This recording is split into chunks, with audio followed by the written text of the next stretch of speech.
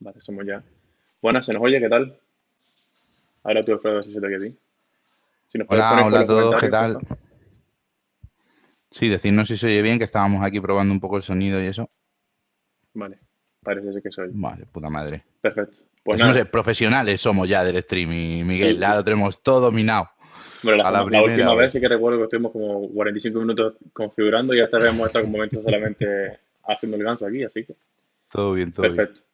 Nada, bienvenidos a la segunda edición. Básicamente esta edición que hemos montado aquí del Meetup de la comunidad de Software Crafters de Madrid viene dada porque se nos pidió la anterior vez que montáramos una especie de introducción al TDD o una especie de introducción a TDD también, como hicimos con la cata bueno, la cata y sobre todo la charla que dio Alfredo de arquitectura hexagonal.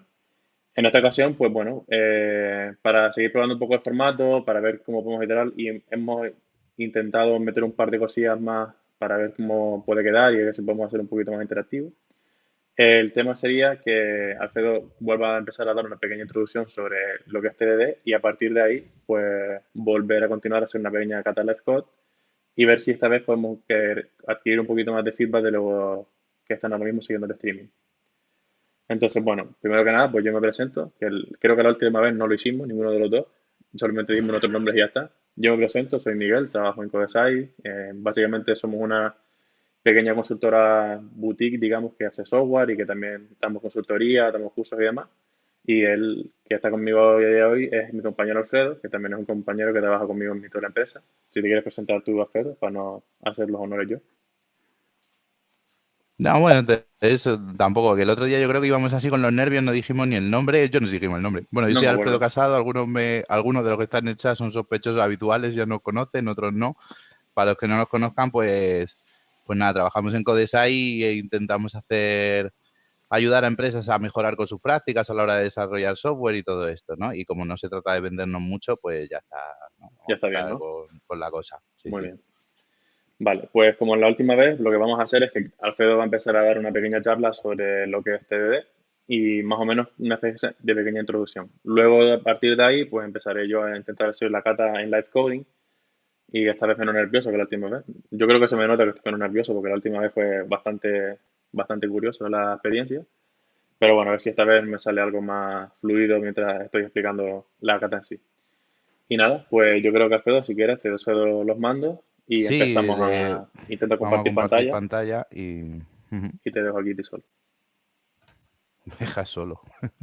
Bueno, solo hay, ¿cuánto hay? Con 110 personas, no está mal, Bueno, para está dejarme bien, solo. 120, está bien. Aquí Vale, con la bueno, fiera. pues sí, que es un spoiler, esa es live, ¿no? Vamos a empezar por el principio. Vale, como ahora no veo el chat, Miguel, cualquier cosa o lo que sea me dices, ¿vale? Pues para poner las slides a pantalla completa, no, si hay alguna pregunta de gente y tal, como hicimos el otro día, cualquier duda que tengáis o lo que sea, pues nos vais preguntando por el chat e intentaremos pues o parar o responderlas al final o como vayamos viendo, ¿vale? Bueno, la idea hoy es dar una charla un poco o hacer una sesión un poco que sirva de introducción a TDD. Esto está orientado sobre todo a aquellas personas que pues o que no hayan tenido contacto con la técnica o que hayan tenido un contacto pues pequeñito, que estén empezando o que tengan algunas dudas iniciales y tal. Esto yo he visto por ahí algunos de los que están apuntados, que vosotros sabéis quién sois, que ya no estáis para introducción a TDD, ¿no? Pero entonces os quiero decir, no vamos a contar nada novedoso, nada que sea muy avanzado, porque se trata de lo contrario, se trata de hacer una introducción, de dar nuestra visión un poco de qué es TDD y de por qué es interesante aprenderlo. En eso va a consistir, ¿no? En temas más avanzados, pues si alguien tiene alguna pregunta podemos responderla y luego, pues si esto va saliendo bien, pues podemos hacer más sesiones en el futuro donde toquemos temas un poquito más avanzados. Vale, bueno, pues entonces nada, vamos al lío. Eh, lo primero, lo que vamos a contar básicamente son dos cosas fundamentales, o lo que yo os quiero contar son dos cosas fundamentales. Una es el por qué, vamos a hacer por qué TDD.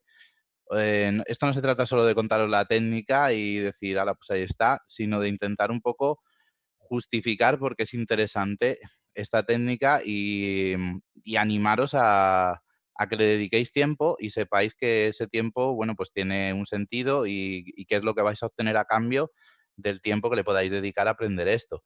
Porque, bueno, está muy bien contarlo, pero hay que un poco poner en contexto la técnica y ver para qué realmente nos puede ayudar y para qué consideramos nosotros que es interesante hacer TDD. Y luego contaré un poquito de lo que es el ciclo básico de TDD, así muy por encima, porque luego Miguel cuando haga la cata, pues ya eso se verá un poco más en detalle, ¿no? Ahí manos a la obra y ahí vemos un poco más con un ejemplo real cómo es todo esto que vamos a contar primero así en plan teórico. Entonces, lo primero, ¿por qué hacemos TDD? Bueno, nosotros siempre ponemos esta slide cuando lo contamos al principio, que al final estamos en esto por el dinero, ¿no? Esto suena así un poco chungo, pero la realidad es que hacemos TDD, vamos a enfocarlo así, no por el dinero, pero hacemos TDD para conseguir ser más productivos en nuestro trabajo.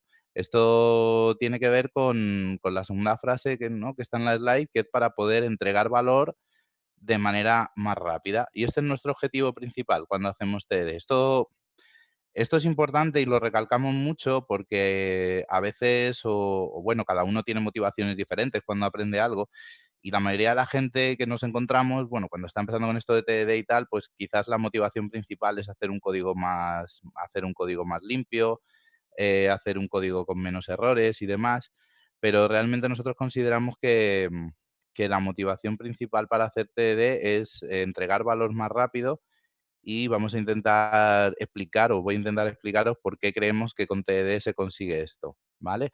Todo está muy interrelacionado unas cosas con otras, pero intentaremos que se entienda, ¿vale?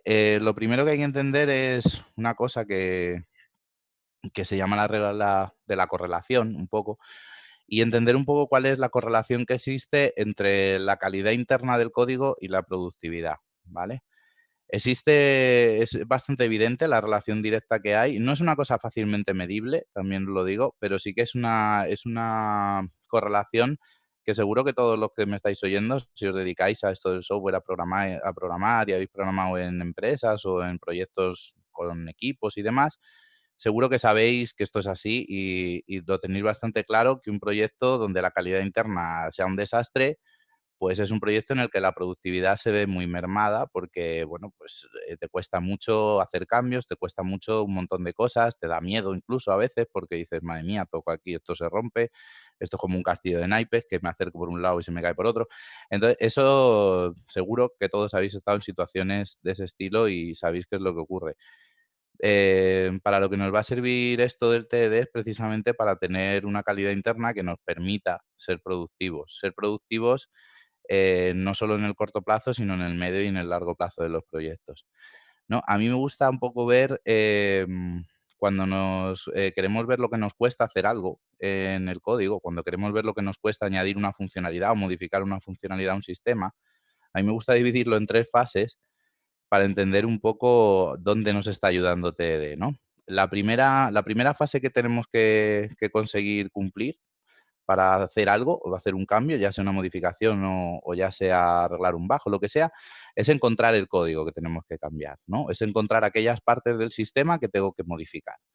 Esto es fácil decirlo, a veces no es tan fácil hacerlo, ¿no? Depende del sistema y depende fundamentalmente pues, de su calidad interna. Luego viene la segunda parte, que es como la más evidente, que es cuánto nos cuesta cambiar este código. O sea, una vez que he encontrado lo que tengo que cambiar, y tengo que meter una funcionalidad nueva, pues digo, vale, pues cuánto me cuesta cambiarlo. Normalmente esta fase es la que tenemos en cuenta como la primordial y yo os diría que en un sistema con cierta vida suele ser la fase más rápida. Es la que menos trabajo nos cuesta. Y la tercera es una fase que dependiendo de cómo sea mi sistema puede costar cero o infinito prácticamente, ¿no? Que es cómo de fácil es testear que mis cambios funcionan.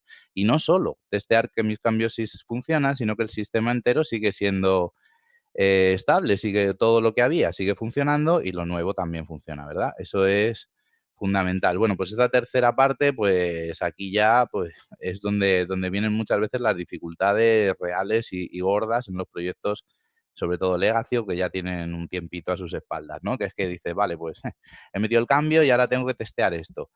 Y además, claro, como he tocado por aquí, pues debería testear todo lo que está relacionado con esto y aquello, y si no tienes algo automático para hacer esas cosas, pues realmente la complejidad de eso puede ser muy grande. Entonces, cuando decimos que TDD nos ayuda a ser más productivos, es porque TDD nos ayuda mucho de estas tres fases, donde más nos ayuda TDD, nos ayudan las tres, pero donde más nos ayuda es en la primera y en la tercera.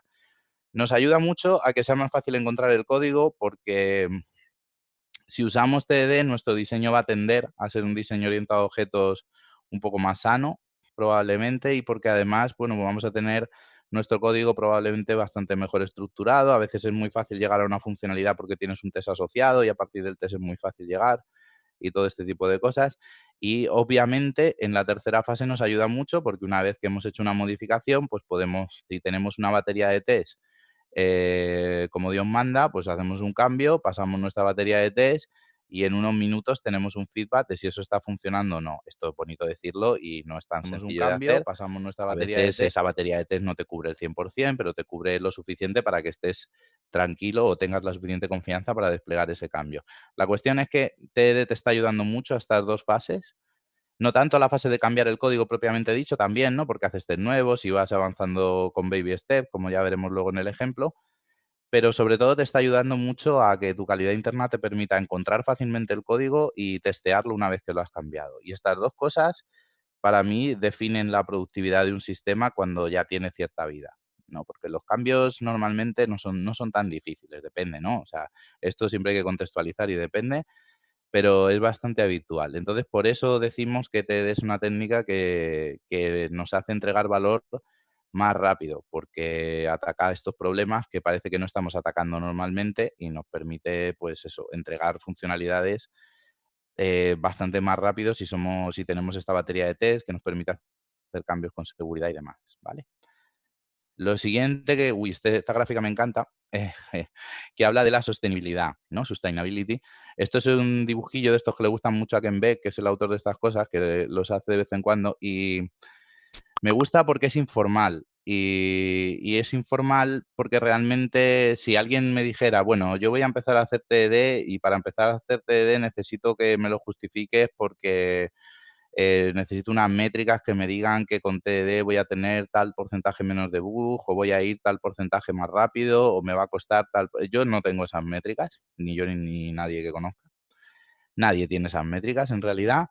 No es algo fácilmente medible en absoluto. Entonces, realmente por eso estas gráficas son un poco informales y donde realmente se ve el beneficio es que cuando un proyecto avanza en el tiempo, si avanza de una manera desordenada, desorganizada, si mi código empieza a ser cada vez más complicado de modificar, más complicado de manejar, pues al final el coste del cambio crece, ¿no? Que lo veis en la gráfica con la flechita esta, la rayita que va para arriba, y crece, ahora como estamos todos muy acostumbrados a mirar gráficas de estas, ¿no? Pues crece así logarítmico. No sé si os suena las gráficas logarítmicas últimamente.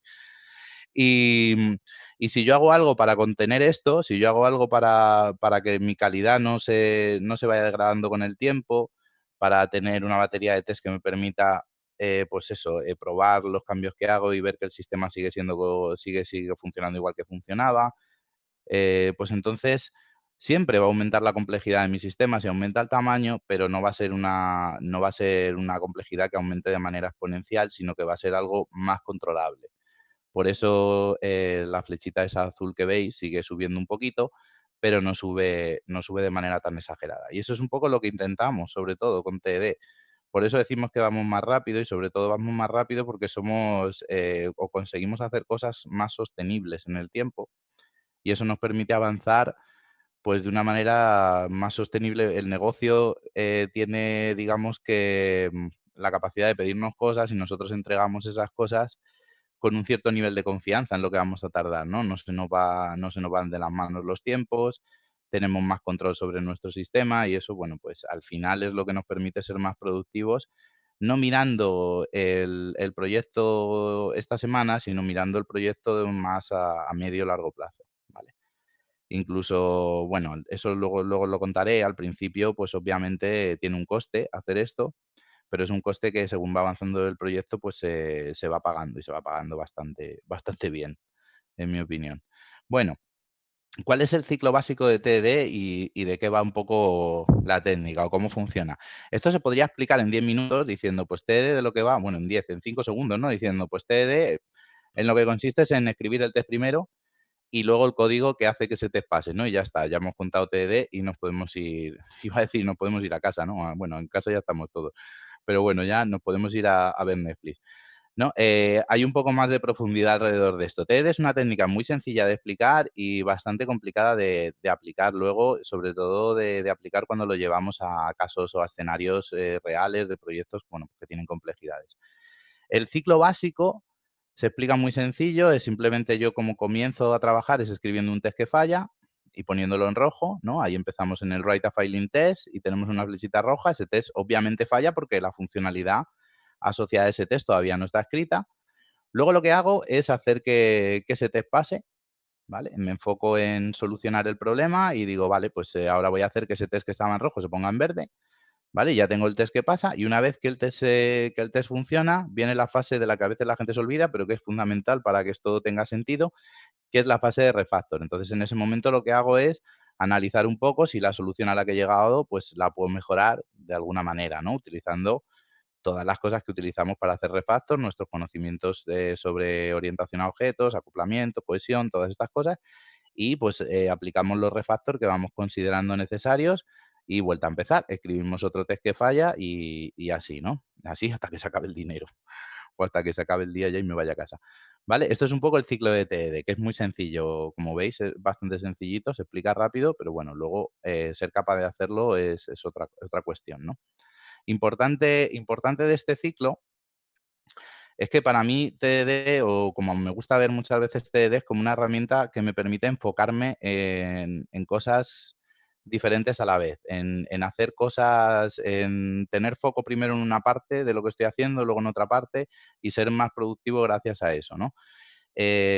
Para empezar, cuando decimos que escribimos un test que falla, solemos escribir un test que falla pequeñito, ¿no? Es una funcionalidad muy pequeñita la que estamos describiendo en ese test, o sea que minimizamos, si ya tenemos un problema más grande, pues para ese problema vamos a escribir un conjunto de test, ya lo estamos simplificando, estamos dividiendo el problema en trozos muy pequeños.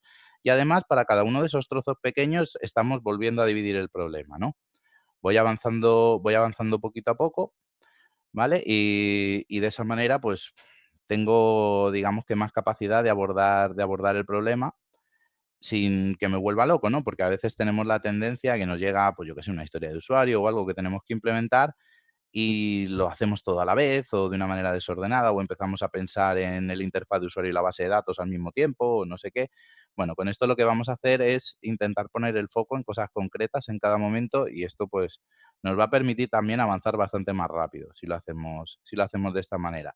Un poco enfocado al ciclo de antes, cuando os contaba esto del rojo verde refactor, si pensáis en cada una de esas partes del ciclo, lo que estamos haciendo es enfocarnos en una cosa o en una parte diferente de ese problema que a su vez ya hemos dividido en trozos pequeños, ¿no? Tenemos un problema que ya hemos dividido en trozos pequeños y ¿qué hacemos en la primera fase cuando estamos escribiendo el test que falla? Nos estamos enfocando en el problema.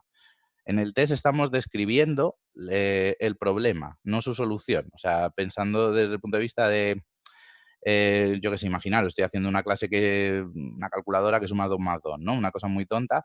Cuando estoy haciendo el test en rojo, me estoy enfocando en el problema, o sea, defino cómo es a lo mejor mi interfaz de esa clase y que cuando le diga 2 más 2 me tiene que devolver 4. Eso es la descripción del problema a resolver. Y cuando estoy escribiendo el test me enfoco en solo eso, en el problema, y de mi cabeza desaparecen las cosas que estén relacionadas con la solución. Eso me permite tener o ser capaz de describir mucho mejor el problema. Cuando me paso al verde, me enfoco en la solución. Ya tengo bien definido el problema, ¿vale? Entonces ahora lo que tengo que conseguir es que ese problema pues esté solventado. Mi software solvente ese problema o solucione ese problema que acabo de definir. Entonces me enfoco en la solución. Y además aquí una cosa importante, me enfoco en la solución sin pensar mucho en la calidad de momento. Eso viene después. Me enfoco en la solución y busco la solución más sencilla que se me ocurra al problema. No tiene que ser la más cutre, simplemente la más sencilla, la que a mí me resulte más sencillo en ese momento desarrollar. Pues si hay que poner 7 if seguidos, pues pongo 7 if seguidos. Digo, bueno, pues yo qué sé, yo así lo sé hacer y ahora mismo con esto soy capaz de solucionar el problema rápido. Pues eso es perfecto.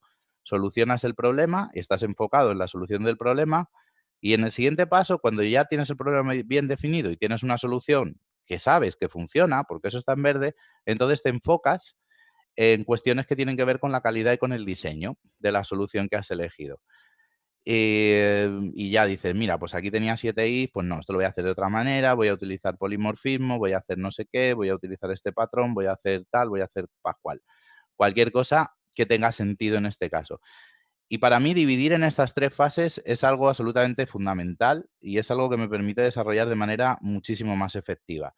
Porque si no, pensar un poco en cómo trabajáis vosotros, los que no uséis TDD habitualmente, pensar un poco, hacer ejercicio mental de cómo trabajáis en la última cosa que hayáis hecho y tal. Y si lo pensáis desde este punto de vista, probablemente os daréis cuenta de que estáis constantemente mezclando en la cabeza la solución con el problema, con la calidad, ¿no? No has terminado de solucionar el problema, pero ya estás diciendo, uy, qué feo está este código, lo saco un método. No has terminado de definir el problema, pero ya estás haciendo la solución. Esto es lo que nos lleva a que intentamos resolver demasiados problemas a la vez y nuestra solución suele ser un poco reflejo de eso, ¿no? De la complejidad que manejamos en la cabeza. Manejamos demasiada complejidad y nuestra solución suele ser demasiado compleja. Mezclamos constantemente cosas, ¿no? Estás pensando en, todavía no has solucionado el problema, pero ya estás pensando en optimizarlo. Esto es muy típico. Uy, es que estos son 2 bucles, es que va a tardar mucho, pero si todavía no sabes ni siquiera si lo has solucionado, espérate, haz primero una solución y luego después párate y cuando ya tengas la solución andando, preocúpate de cómo puedes mejorarlo, refactorizarlo, optimizarlo, lo que sea. Pero es súper importante separar estas fases para no mezclarlo todo y al final que toda esa complejidad que estás mezclando pues se vuelque sobre tu desarrollo y termina siendo pues reflejo de eso, ¿no? Tu código. La complejidad de tu código termina siendo reflejo de la complejidad que tenías tú en la cabeza cuando lo estabas escribiendo. Y eso es bastante habitual. Por eso esta parte para mí es súper importante. Es casi, digamos que por lo que yo hago TDD, es lo que más me gusta. Y nada, lo siguiente que os quería contar es un poco las reglas básicas de cuando uno hace TDD. Entendiendo lo del ciclo de antes, es un poco algo para tener simplemente en mente cuando lo estéis haciendo. Lo primero es que nunca añadir funcionalidad si no tienes un test que falla, ¿no? Esto es algo evidente. Cuando uno hace TDD, no, primero hay que escribir el test en rojo, ¿no? Entonces, cuando estás intentando hacer el ciclo de TDD, intenta seguir estas reglas. Esto cuando nosotros hacemos catas y tal, lo decimos siempre, digo, aunque a lo mejor estas reglas sean demasiado estrictas para que las apliques mañana en tu trabajo, están bien para que las apliques hoy haciendo una cata. O sea, alguna vez por algún sitio hay que empezar. Entonces, date ese espacio de decir, vale, lo voy a intentar hacer así y voy a intentar ser estricto. Aunque a lo mejor sea demasiado y luego puedas a veces cuando tengas más experiencia digamos que relajar alguna de esas reglas, no las relajes al principio, intenta seguir esas reglas para ver si realmente eso te está funcionando, ¿vale? Entonces, lo primero es eso, nunca añadas una funcionalidad sin tener un test que falla, nunca hagas refactor nunca hagas refactor con un test que falla, o sea, es decir, si tengo un test que falla, lo que tengo es una demostración de que mi sistema no funciona, ¿no? Esto es lo que se dice siempre con los test. Los test no demuestran que tu sistema funciona al completo, porque te pueden faltar test, pueden ser puedes no estar probando todo lo necesario, pero desde luego si uno falla sí que demuestra que algo está roto en tu sistema.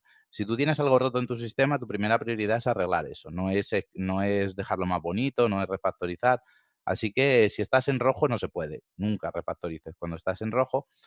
Y luego lo siguiente, que es una cosa que nosotros, por nuestra experiencia, cuando empezamos a trabajar con TDD, con gente y tal, que hemos dado muchos cursos y hemos acompañado a mucha gente en sus inicios con TDD, esta es la que más cuesta.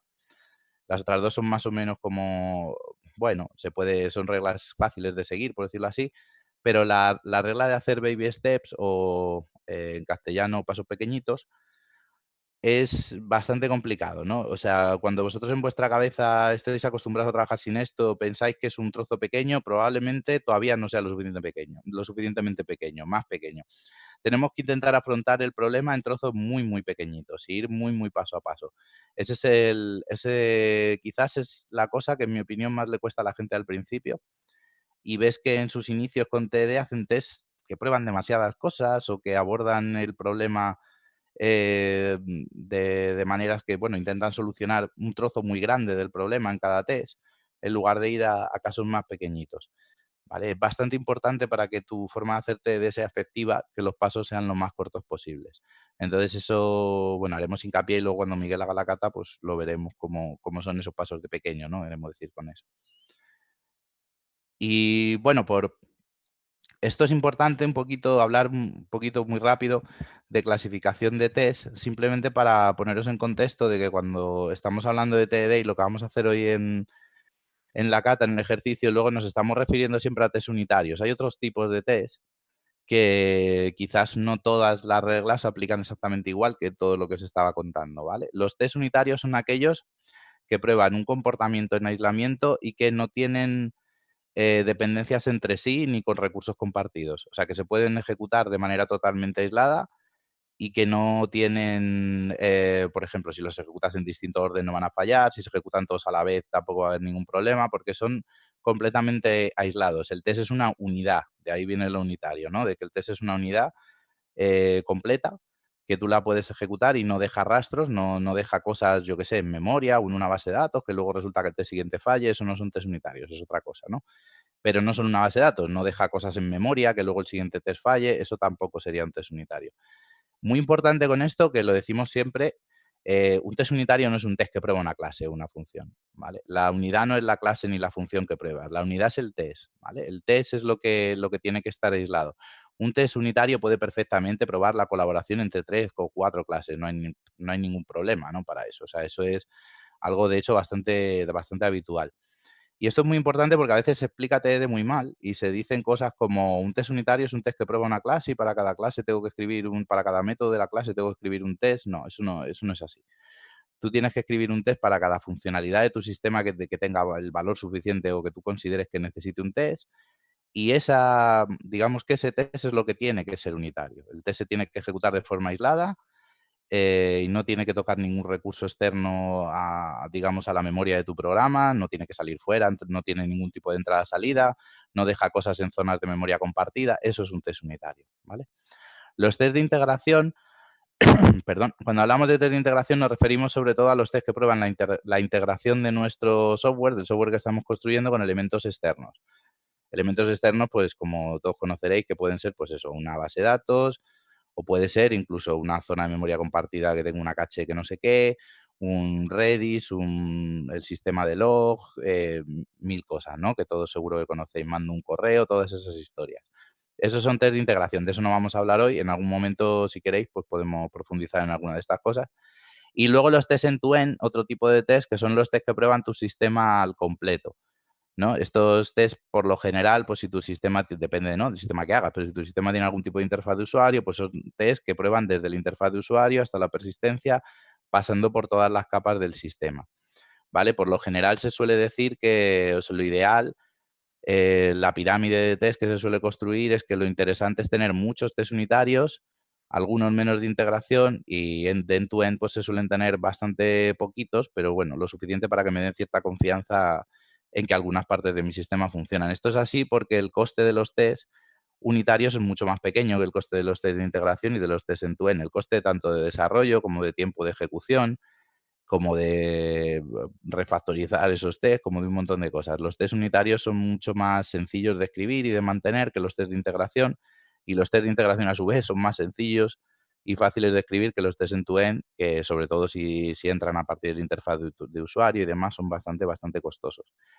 Entonces, nosotros nos vamos a enfocar en test unitarios. Todo lo que os he estado contando antes tenía que ver con esto, pero es por no intentar no mezclar términos. Y lo que vamos a hacer en la cata van a ser test unitarios, ¿no? Otro día podemos hablar de otras cosillas de estas. Y bueno, características que debe tener un test unitario para que lo tengáis en la cabeza. Se suele hablar de este acrónimo del FIRST. Y un test unitario tiene que ser rápido. Esto es muy importante, porque si los test no son rápidos, no los ejecuta nadie. O sea, cuando tú tienes una batería de 600 test o de 1600 test o de 6000 o de lo que sea, de un número ya como Dios manda, pues si esos test no se ejecutan en un tiempo de segundos o de minutos, ya nos estaríamos pasando. Lo que al final termina ocurriendo es que esos test, pues nadie los ejecuta en su local, o cuando se suben arriba resulta que hay cosas rotas, no sé qué. Los test tienen que ser rápidos para que te den un feedback rápido de lo que está sucediendo y para que no sean un impedimento en tu proyecto. Que esto es una cosa bastante importante. Esto es algo que cuando uno empieza a hacer testing automático, ya no te digo TDD, testing automático, a veces pasa que todavía no tienen mucha experiencia desarrollando test y terminas con unos test que son más un impedimento realmente para tu proyecto y que una ventaja, ¿no? Y estás perdiendo los beneficios. Un test unitario tiene que ser un test muy rápido. Si no es rápido, pues algo está fallando.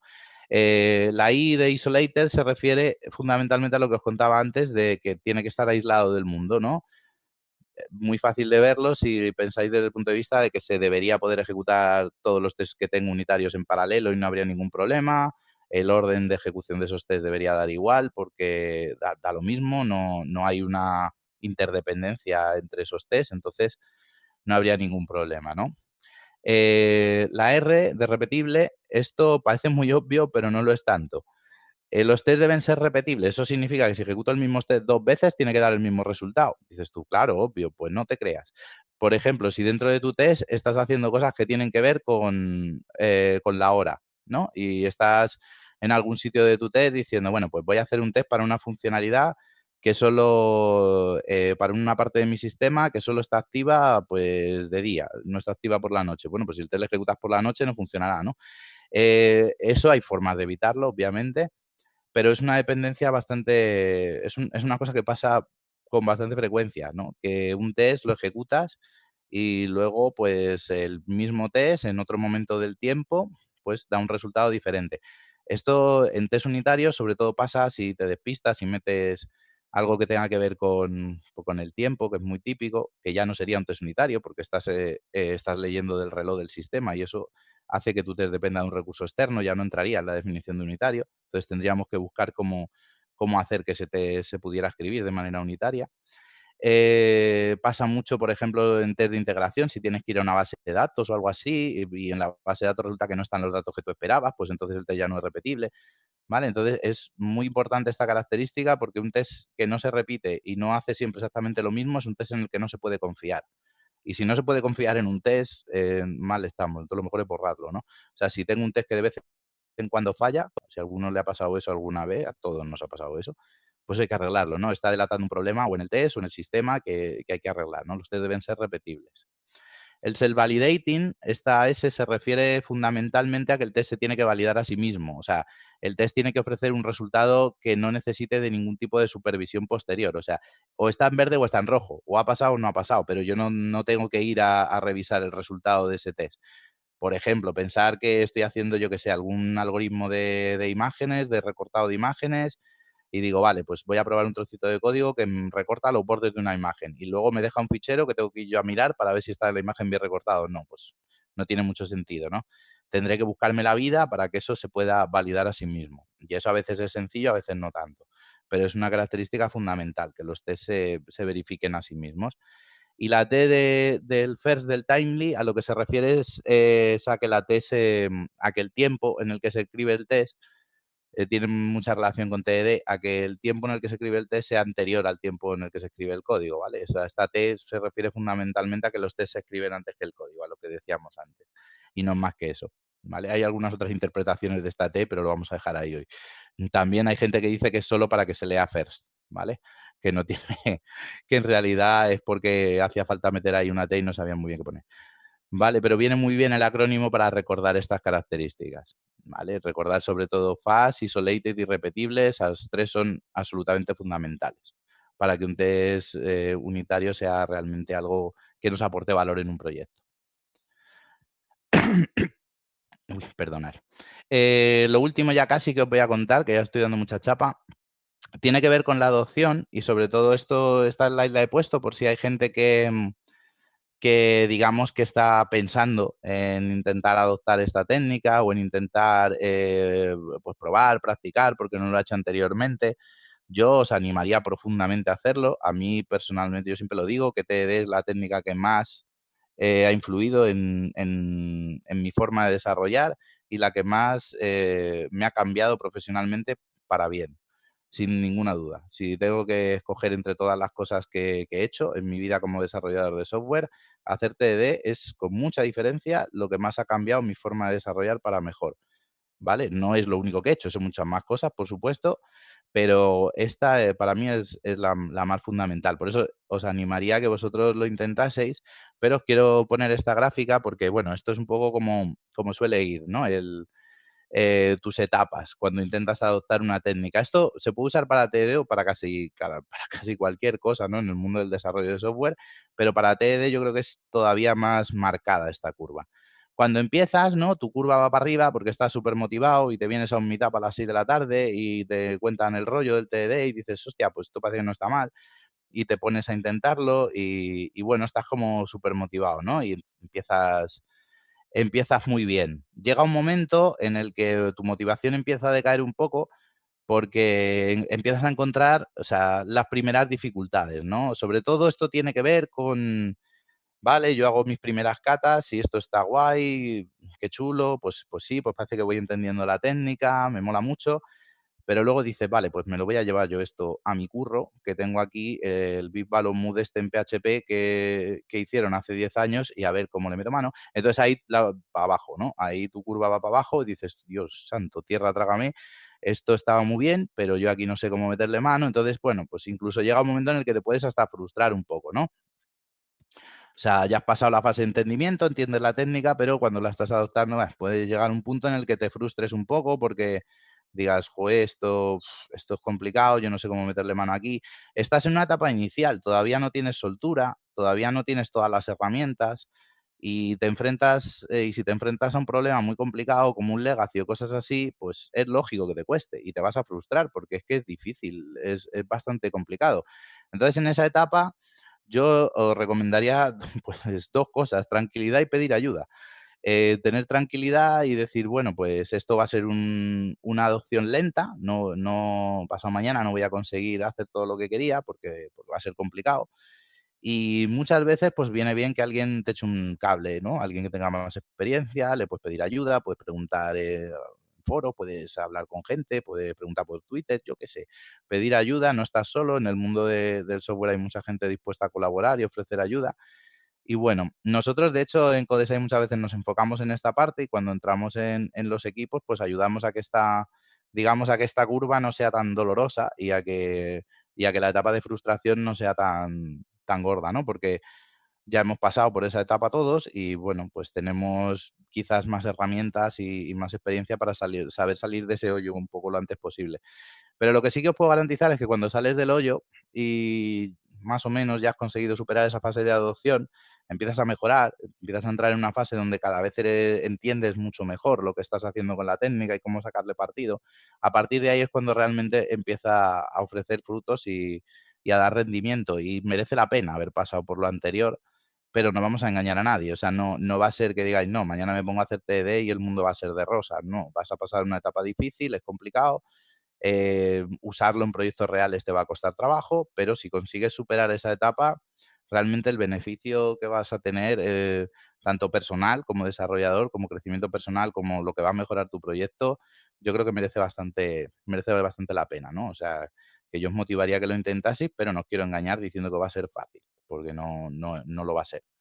¿Vale? Entonces aquí en esta etapa pues podéis pedir ayuda, podemos hacer 800 mitad contando cosas no sé, más concretas o intentando profundizar en otras cuestiones o lo que haga falta, ¿vale? Y bueno, ya poco más, que llevo mucho rato dando la chapa. Esto de aquí ya es lo último, que tiene un poco que ver con cómo se estructura cada uno de los test que hagamos luego, que hay dos versiones de esto. A mí me gusta más la del Given When Them, hay otra que es la ay, no me acuerdo, del Arrange, Add y Assert, ¿vale? Que es como está en el libro de J. Unit Patterns, creo, pero es lo mismo. Todos los test tienen tres partes. Una parte inicial donde preparas el contexto de ejecución que necesites para tu test, pues crear el objeto que vas a testear o qué sé yo, lo que sea necesario. Tienes un when, que es cuándo, ¿no? Que es lo que estoy testeando. Pues si estoy testeando la calculadora, pues el when es llamar al método que suma, ¿no? Y eso me devuelve un resultado y ese resultado es lo que compruebo en la tercera fase, que es el DEM, que es donde pongo mis aserciones y es donde digo, bueno, pues ahora voy a comprobar que este resultado es correcto, ¿vale? Entonces todos los tests, o normalmente, vamos, siempre se dividen en estas tres partes. Y esto yo creo que ya más que contároslo yo, lo vemos con Miguel en directo y lo vemos con una cata real. Yo por parte de teoría ya no os quiero dar más la chapa, porque llevo un rato largo. Y bueno, espero que sobre todo animaros a que lo pongáis en práctica y a que probéis, que eso para mí es lo fundamental, ¿vale? Si conseguimos animaros a que lo probéis, ¿qué pacha, Miguel? Ujú. Ay, sí, perdón, que tengo que dejar de compartir yo para que puedas tú. Vale. Ahí Pues bueno, estamos. antes de empezar con el tema del live coding, hay un par de preguntas que están haciendo. Entonces, más o menos, voy a preguntarte por orden, ¿vale? La primera Ujú. sería ¿cuándo consideramos que se puede subir el código? En este caso, cuando un requisito se haya cumplido, ¿a cuándo esperarías a que esa, ese incremento de funcionalidad se suba, me entiendo que a producción? ¿Después del refactor o después de pasar al test en verde? Normalmente pensar en esto que es un ciclo muy corto. Normalmente después del refactor, porque estamos hablando de que este ciclo de TDD es un ciclo que en un TDD más o menos razonablemente bien hecho debería ser de minutos, o sea, no es de horas. Entonces puedo esperar unos minutos a que esté refactorizado. Y fíjate que durante esa feature que vas a subir a producción has dado la vuelta a ese ciclo un montón de veces. Entonces ya has hecho un montón de refactor, has hecho pasar una funcionalidad chiquitita, refactor, funcionalidad chiquitita, refactor. Si realmente, si subieras justo antes del último verde, lo único que estarías dejando fuera es el último refactor chiquitito. ¿Vale? Entonces tiene sentido hacer el refactor antes de subir a producción y además es una manera de que no se nos olvide hacer el refactor. Vale. La siguiente pregunta, bueno, si alguien entiende que una pregunta no ha sido respondida de la manera que quiere entender, pues siempre Ah, puede bueno, que volver a pregunto preguntar, otra claro. vez. Se puede preguntar de nuevo. Vale, la siguiente pregunta sería, si tuvieses que priorizar qué tipo de test en la pirámide de testing, ¿cuál priorizarías? No, es lo que os decía, o sea, unitarios porque son los que me dan el feedback rápido, que es una cosa fundamental. Y luego tener algunos menos de integración y tener algunos menos en tu end. Pero claro, tú también depende. Si estás en un sistema legacy donde no hay ningún test, o sea, esto si yo empiezo de cero, pues empiezo haciéndolo así, ¿no?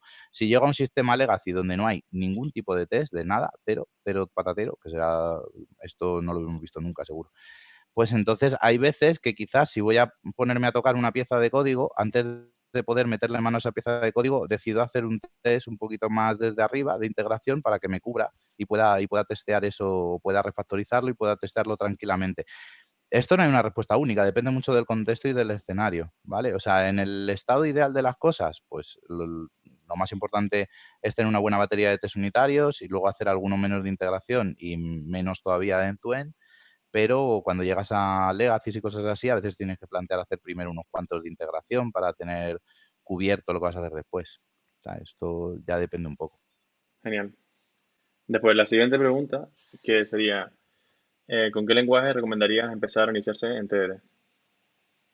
Bueno, el lenguaje creo que no es muy relevante. O sea, con cualquier lenguaje que tenga soporte de testing, que hoy por suerte, es casi todos los lenguajes, o menos a lo mejor en COBOL es más jodido. No es broma, ahora es que estaban pidiendo por ahí programadores de COBOL, pues no sé si, seguro que hay una librería de testing. De hecho, recuerdo que lo miré una vez, pero, pero para casi todos los lenguajes vais a tener soporte por suerte a día de hoy, tenéis soporte de herramientas de tipo JUnit, digo JUnit, XUnit, mejor dicho, pues no sé, para todos, ¿no? De Java, de .NET, PHP, Python, Perl, lo que os dé la gana. O sea, hay herramientas. Yo os diría que el lenguaje da un poco igual. O sea, se puede hacer con cualquier lenguaje sin problema. Muy bien. Siguiente pregunta sería, entiendo que esto es para proyectos nuevos, pero cuando tienes un proyecto sin test, ¿cómo se podría adoptar?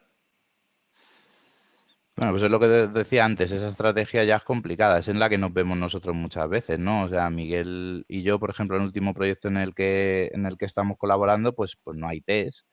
Entonces, ¿cómo vamos introduciendo esta práctica? Pues con cuidado, ¿no?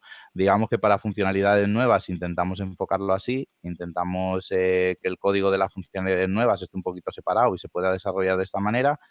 Y para funcionalidades antiguas que tenemos que tocar, pues intentamos cubrirlas de test en la medida de lo posible. O sea, las cosas tienen que ser también un poco pragmáticas, porque claro, tú podrías parar y decir, bueno, pues, es que este sistema no tiene test, voy a parar y me tiro un año haciendo test, pero no tiene sentido, porque tú tienes que, si un sistema no tiene test, pero está en producción, y está funcionando, probablemente sea un sistema que le esté dando dinero a una empresa o que esté aportando valor a alguien. Tienes que mantener ese valor e ir introduciendo las prácticas poco a poco. Esto no es nada sencillo de hacer, ¿vale? Pero las estrategias suelen ser esas: hacer pequeños tests para las partes nuevas, intentar aislar las partes antiguas. Muy importante identificar qué partes del sistema tienen más valor, si usan más, para testear esas, porque hay partes del sistema que a lo mejor resulta que llevan sin tocarse 10 años, pues a lo mejor no compensa tanto hacer el test ahí, ¿vale? Todo eso es una estrategia que hay que ir valorando, pero bueno, es complicadete. Muy bien, gracias, Alfredo. Y la última sería, ¿cuánto tiempo de media se tarda en adoptar TDD? Uf, esta es buena, yo que sí, no sé. Yo no lo sé, sinceramente, porque claro, las personas son muy distintas y cada persona tiene unas habilidades diferentes y yo diría que realmente la dificultad para adoptar TDD no está en aprender TDD como tal, no está en aprender a hacer un test, está en aprender a hacer código testable. Y esto tiene que ver con tener buenas nociones de buenas prácticas, de orientación a objetos o, bueno, o si estás haciendo programación funcional, de programación funcional, de lo que sea. Entonces, claro, esto es como si os dijera, ¿cuánto tiempo se tarda en ser un buen programador orientado a objetos? Pues la respuesta es que es muy variable.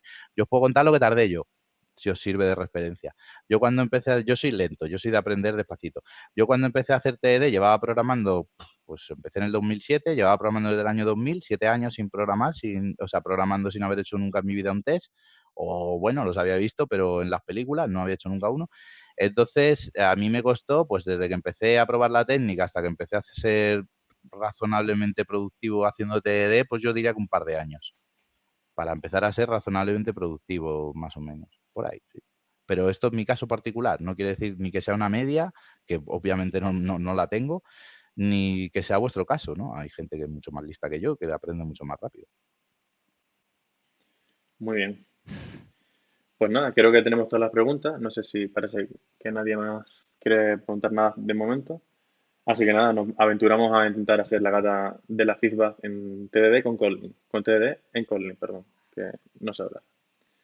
Así que voy a intentar cambiar la pantalla, que se enseñe el IntelliJ.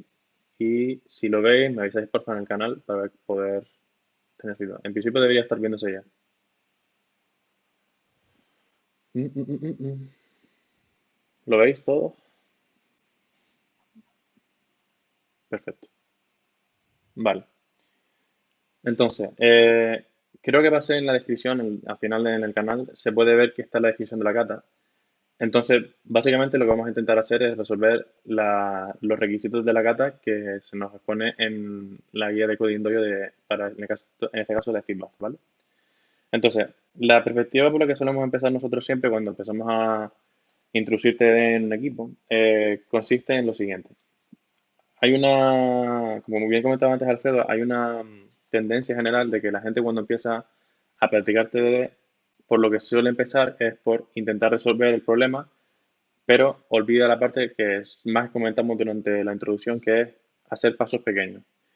¿Qué quiere decir pasos pequeños? Pues como decía Alfredo, pues los pasos pequeños normalmente son más pequeños de lo que uno se puede imaginar que son. En esta carta que vamos a resolver es bastante sencilla, o sea, es un problema que probablemente ninguno de los que está aquí le haría falta hacer TDD para poder resolverla, pero lo bueno que nos provee es que es un espacio de trabajo en el cual podemos poner a prueba una característica concreta que queremos practicar, que en este caso es intentar subdividir el problema en la menor cantidad, perdón, en la mayor cantidad de subproblemas posibles para poder intentar ir avanzando paso a paso, testando todo y cada una de las cosas que necesitamos para poder hacer la cata, ¿vale? Entonces, si nos fijamos, voy a intentar a ver si se ve aquí. Voy a poner esto aquí. Voy a tirarse aquí el navegador ahora. Y voy a ser un poquito más grande. Al revés. Entiendo que se ve, ¿no? Esto es muy después. Si se ve el navegador, que creo que debería verse, sí se ve, vale. Continuamos. Entonces, ¿cuál es el caso? Básicamente, para poder resolver esta cata, se nos pide lo siguiente. Necesitamos que la salida de una función nos devuelva los números que sean del 1 al 100, ¿vale? Una vez tengamos eso, necesitamos que para las posiciones en las cuales es el número que salga en el array que estamos pintando, el array, lista, lo que sea que usemos, eh, que sean divisibles por 3 se pinta la palabra feed, que los que sean divisibles por 5 se pinta la palabra bath, y para aquellos que sean divisibles por 3 y 5 se pinte feedback, ¿vale? Entonces, como veis aquí, básicamente es una lista, tenemos una única salida, es una función que no recibe ningún tipo de parámetro en ella y no tenemos ningún tipo de comportamiento ni que gestionar ni gestión de estado, ¿vale? Entonces, claro, aquí viene la gran duda. Si lo único que tenemos que hacer es, vamos a poner aquí una lista con las cosas que tenemos que hacer, ¿vale? Si lo único que tenemos que hacer son pintar 100 elementos eh, que vayan desde el 1 al 100, ¿vale? Después, para aquellos números que sean divisibles entre 3, tenemos que devolver fif. Para aquellos números que sean divisibles entre 5, devolvemos el número, en vez de devolver el número, devolvemos baz. Para aquellos que sean divisibles entre 3 y 5, devolvemos feedback. Y si no, devolvemos eh, el número 100.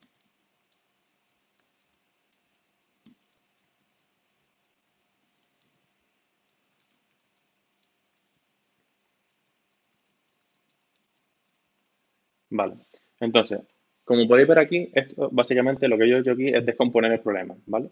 Y entonces, esta pequeña lista, que es lo que nosotros llamamos el to-do list cuando hacemos TDD, es una herramienta que usamos mucho al principio, sobre todo cuando queremos intentar no escribir el código para pensar en el problema, sino poner el foco en lo que únicamente es pensar, ¿vale? ¿Cómo podemos coger un problema? Que en este caso es muy sencillo, pero para poder practicar hacer baby steps, ¿en cuántos pasos lo podemos dividir? Entonces, si a alguien se le ocurre algún paso más, también siempre se le puede colaborar con esto, ¿vale? Pero yo siempre, cuando hago esta cata, siempre identifico estos 5 pasos. Entonces, el primer test que vamos a hacer va a consistir en resolver esta parte del problema. Devolver elementos que vayan del 1 al 100, ¿vale? Pero si os fijáis, incluso podría hacer una cosa para dividir todavía más el problema. Podría venirme aquí y decir, mira,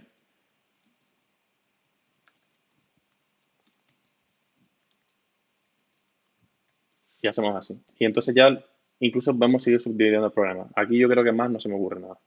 Entonces, lo primero que vamos a hacer es intentar resolver esta parte, ¿vale? Que para poder resolver la cata necesitamos que la salida de la función que vayamos a hacer devuelva 100 elementos, ¿vale?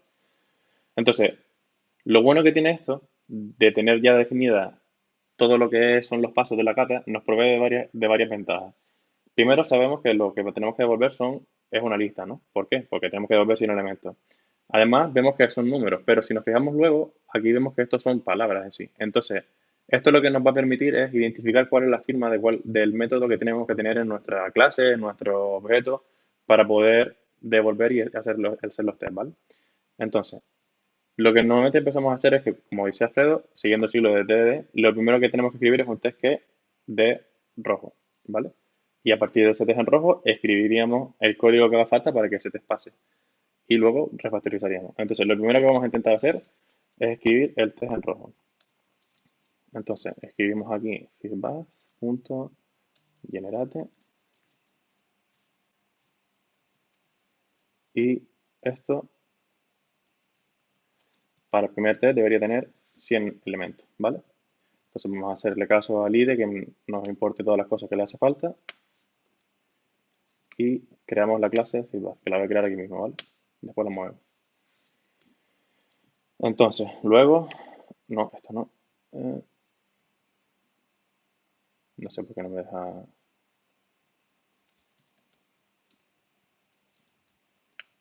crear la función, pero bueno. ¿Vale? Y ya está. Entonces, esto ahora nos está fallando porque básicamente dice que no tiene ningún tamaño. Entonces, vamos a hacer aquí que devolvemos una lista vacía. Este va a ser el primer test que vamos a tener en rojo, ¿vale?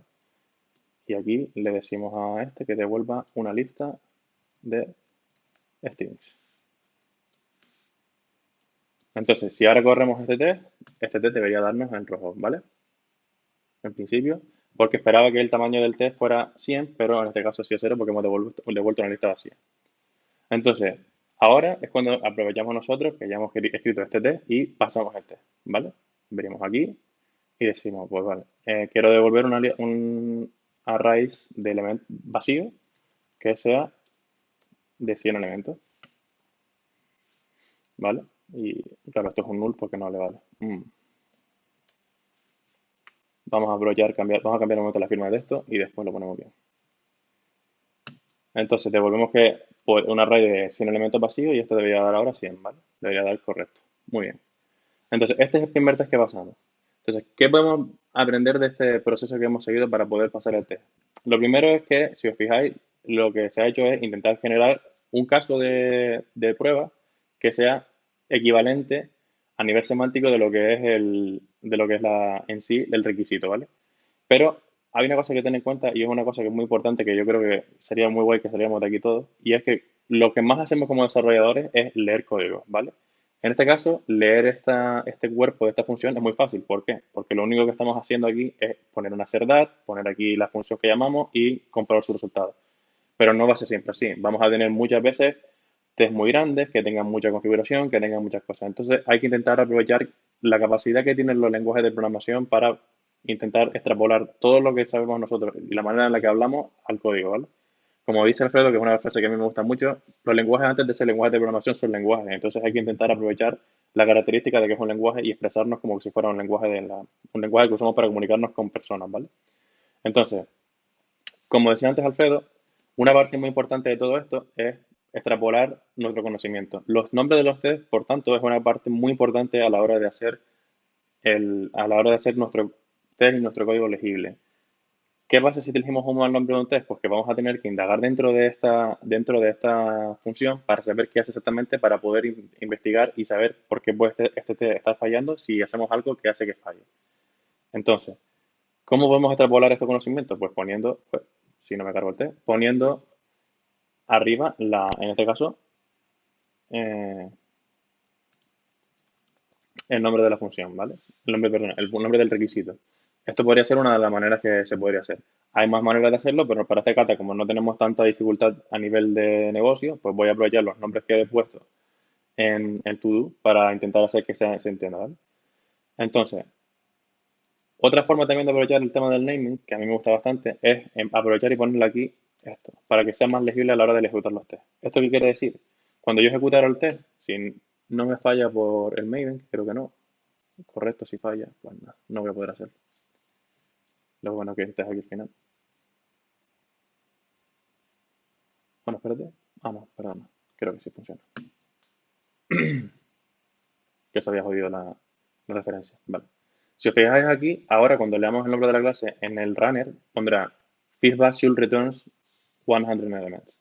¿Vale? Entonces estamos intentando traer más lenguaje humano a lo que es nuestra base de código para poder así ir avanzando poco a poco.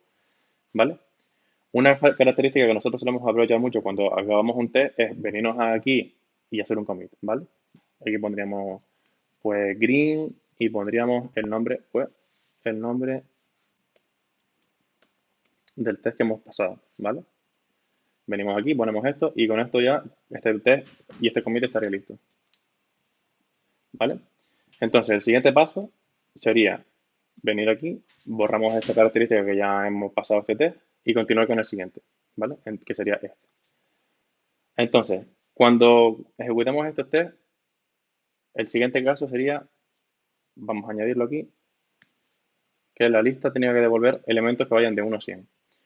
Y aquí siempre viene la duda, que es lo que todo el mundo suele preguntar cuando estamos empezando a hacer TDD. ¿Cuándo sabemos que es suficiente eh, parar de comprobar casos? Porque mucha gente aquí viene y dice, vale, pues quiero coger y ejecutar que para cada posición de la lista, quiero ponerme aquí, por ejemplo, al número 1, que este me devuelva un 1 aquí. Aquí quiero que me pruebe el 2, quiero que me pruebe tal. Y así hasta para siempre, ¿vale? Entonces, ¿cuándo es el momento correcto de parar? ¿Cuándo sabemos que nos estamos sobretesteando? No hay, o sea, para mí no existe ninguna referencia más allá que una heurística en sí. Para mí es suficiente cuando a mí este test me dé la suficiente confianza como que este test está pasando. ¿Esto qué quiere decir? Que yo estoy, o sea, estoy confiado de que cuando alguna regla de negocio cambie, este test va a fallarme. Eso es lo que quiero decir. Por tanto, no que pruebe todos y cada uno de los casos, porque además, de hecho, si cogiera este test sin tener en cuenta todos los casos que vienen después, probablemente si pruebo el 3 o el 5, el 9, el 6, el 15, etcétera, si los pruebo de 1 a 100 me va a fallar también, porque no estoy teniendo en cuenta los casos. Estoy avanzando cada uno de los pasos uno a uno, pero sin tener en cuenta el contexto global en el que se está resolviendo este problema. Entonces es muy importante cuando estamos avanzando con TDD, no solamente ir haciendo baby steps, sino también tener en cuenta de que ya sabemos cuál es el problema así. Entonces no vayamos resolviendo su problema como si no fuera lo único que tenemos que resolver. Lo importante es resolver el global, el conjunto global del problema. Pero vamos resolviéndolo su problema, creando una base de test que nos permita probar todo y cada una de las cosas que nos hace falta, ¿vale? Entonces, si en el hipotético caso de que quisiéramos empezar a añadir los números, ¿cuál sería el test que yo haría? Generalmente, una buena práctica de hacer TDD es poner una assertion por cada test que hagamos. Para mí una assertion, y para muchos de mis compañeros que hacer también, consiste en que si tienes varias líneas que tienen una verdad, si pruebas lo mismo, son la misma asserción. Es decir, si por ejemplo dentro de este test yo estuviera probando el 1, el fifth, el bath y el fifth bath, son 5 assertions distintos. Pero si pruebo el 1, el 2, el 4, etcétera, son la misma asserción porque lo que estoy probando es la misma regla de negocio. Entonces, como estoy probando la misma regla, en la asserción lo que está haciendo es probando diferentes casos de lo mismo. ¿De acuerdo? Entonces venimos aquí, copiamos esta línea y vamos a resolver el siguiente caso que sería cuando que vaya un número de 1 a 100. Entonces le pedimos que en la posición 0 tiene que haber un 1. Como una string, claro, porque obviamente es una string lo que estamos devolviendo. ¿Vale? Y lo mismo para el 2 y por ejemplo no sé, por ejemplo el 98, para asegurarnos de que llegue hasta el final. No sé si el 98 te quisiera por algo, creo que sí. ¿El 97? El 97 no, no me acuerdo. Bueno, ya veremos ya si fallo. Entonces nos venimos aquí y decimos, vale, tengo un array y quiero que me genere un array, perdón, o una lista de 100 elementos. Entonces vengo aquí y le digo for de y in range de 1 a 100 y aquí le pongo el array, que sería list. Que después iremos refactorizando los nombres, le pondremos los nombres, ¿vale? Mutable list de string y aquí le ponemos list.append o add, ¿no? Y le ponemos aquí el i.toString. ¿Vale? Si lo he hecho esto bien, en principio, si devuelvo la lista, debería pasar el test de los dos tests. ¿Vale? Subimos aquí arriba, ejecutamos aquí y comprobamos. Veo que no, porque alguna cosa ha hecho mal. Ah, porque no he cambiado los índices. 96, ¿no? Sí. Vale. Entonces ya tendríamos el segundo test resuelto. Alfredo, por cierto, que se me olvidó, que si me puedes ir haciendo las preguntas mientras vayan viniendo para poder ir hablando sobre cada uno de los casos. Vale. A sus órdenes, Miguel. Muy bien. Nos pregunta aquí un compañero que si quisieras invocar a Feedback Generate en vez de invocarlo n veces, invocarlo una sola vez, que cómo lo plantearías. Vale. Aquí depende, porque Porque si imagínate que tardase mucho o lo que fuera, que fuera un proceso lento. aquí me puedo aprovechar de la característica de que esta función es una función que es estática y no gestiona estado interno a un objeto, por ejemplo, ¿vale? Entonces, lo que yo haría sería probablemente venirme aquí, sacaría esto como un field de clase y la llamaría feedback, ¿vale? Entonces, este test lo podríamos guardar aquí, incluso si quieres, para que esto solamente se ejecutara una vez, lo puedes meter como algo estático aquí arriba y ya está, porque al final no vamos a hacer cambios sobre los valores internos, sino que lo vamos a hacer aquí. Entonces, claro, todos los test que yo corra siempre van a correr sobre la misma instancia y los mismos datos todas las veces, porque realmente, en este caso, pues no tenemos que gestionar estado interno. Si tuviéramos que gestionar estado interno, esta solución no nos valdría y probablemente tendríamos que ir a optimizar otras cosas. Probablemente, pues intentar coger una lista, una sublista o una pequeña porción de lo que queremos probar y demás. Entonces, se trata de que, claro, como bien dices, cuando tarda 3 segundos es un problema, porque claro, cada vez que tarda 3 segundos ya haría lo que pasaría que dice Alfredo antes con la característica de first, que sea rápido. Si no es fast, pues no lo vas a ejecutar casi nunca, o se lo vas a ejecutar unos cuantos tests y no todo el conjunto de test unitarios, que es lo que pretende. Entonces, en este caso, esto podría ser una solución. Pero si no fuera así y tuvieras que usar test de integración o que dependieran de una base de datos o no puedes ejecutar los test en paralelo o lo que sea, pues probablemente tendrías que buscar maneras alternativas como o levantar muchas bases de datos al mismo tiempo o hacer que tarde mucho menos la query, etcétera. Hay muchas maneras de hacerlo, ¿vale? Entonces, esto lo puedo dejar así porque me va a seguir funcionando, pero bueno, es para que se entienda. Vale, ahora otro tema. Si os fijáis aquí, yo ahí no he hecho ningún refactor todavía, porque no, en principio no hace falta, pero quizás probablemente podríamos hacer algunos. Pero voy a esperar un poco más a ver qué va sucediendo y ya después de esto vamos intentando ir haciendo refactor. Porque todavía no tengo muy claro hacia qué camino quiero seguir, entonces prefiero esperar un poco a que el algoritmo me diga dónde voy antes de seguir metiéndole carga cognitiva de cómo podemos ir avanzando cuando solamente tengo dos casos, ¿vale?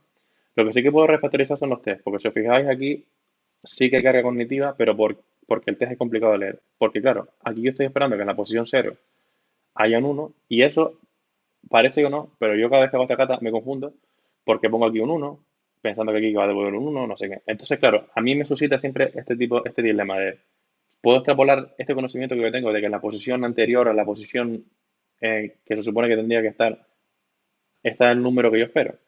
Pues entonces lo que puedo hacer es que saco esto de aquí como una variable y extraigo esto a una función, ¿vale? Entonces, eh, aquí lo que yo suelo ponerle es getFitValue for y básicamente lo que le estoy diciendo aquí es que lo vamos a refactorizar ahora, es que para la función, cuando yo que llame al feedback, quiero que en vez de que me devuelva la posición en la que está, quiero que me devuelva el valor que hay en el que yo espero que aparezca. Es decir, si espero que para el valor uno me devuelva uno, pues yo quiero que eso es lo que me aparezca, ¿no? Entonces aquí le pongo un uno y ya estaría. Entonces venimos aquí y pongo esto. Entonces ya tengo un matching mental de que, vale, yo espero que en la posición uno de feedback haya un uno. ¿Cómo puedo hacer eso? Pues viniendo aquí y le pongo aquí un menos uno.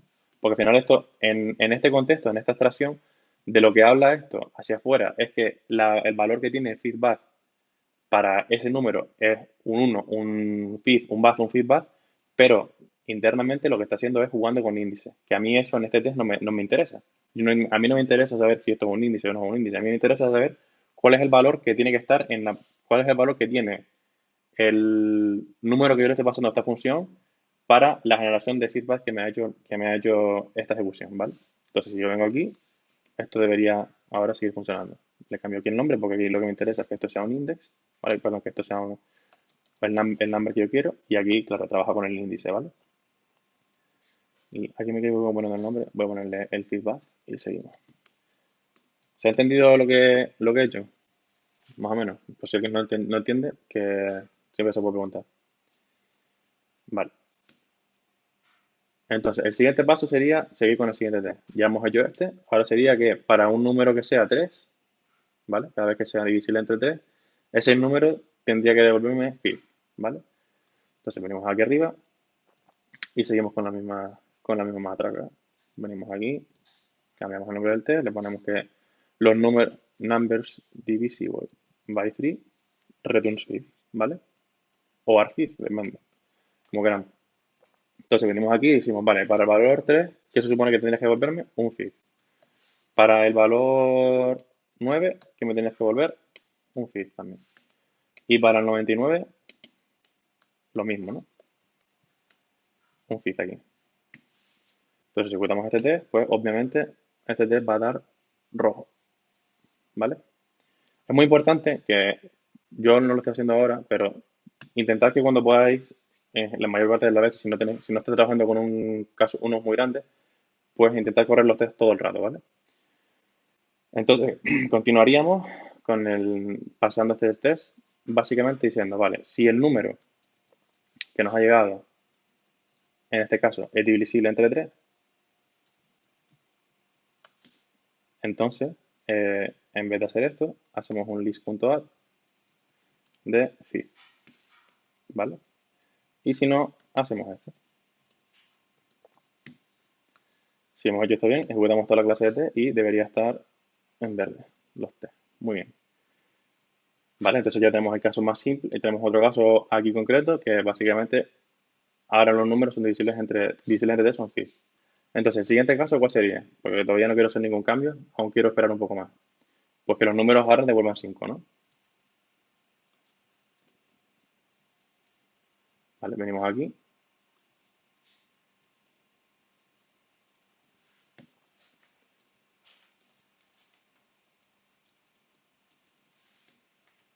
Y sería la misma estrategia. ¿Qué espero para que me aparezca en un 5? Pues un bath. ¿Qué espero que me aparezca en el 10? Pues un bath también. Perdón, en el 10, un bath. ¿Y qué espero que me devuelva en la posición, yo qué sé, 55? O incluso la 95 sería divisible, sí, ¿no? Sí, la 95 creo que sí vale. Vale. La 95 debería ser bath también, ¿no? Vale. Entonces ejecutamos todos los test y debería fallarme el test, el último que he añadido. ¿Vale? Porque obviamente no estoy haciendo esta comparación. Nos venimos aquí debajo y seguimos la misma estrategia. Ponemos aquí un else if.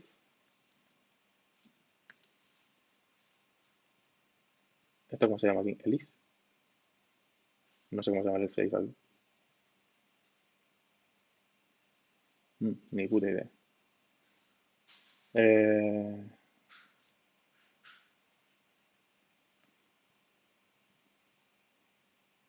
no sé de qué color no tenía el 6. Bueno, pues no me da. Si esto es divisible entre 0, pues me pone el paz. Y debería valer, ¿no? Porque si no es ni fizz ni paz, debería añadirlo aquí.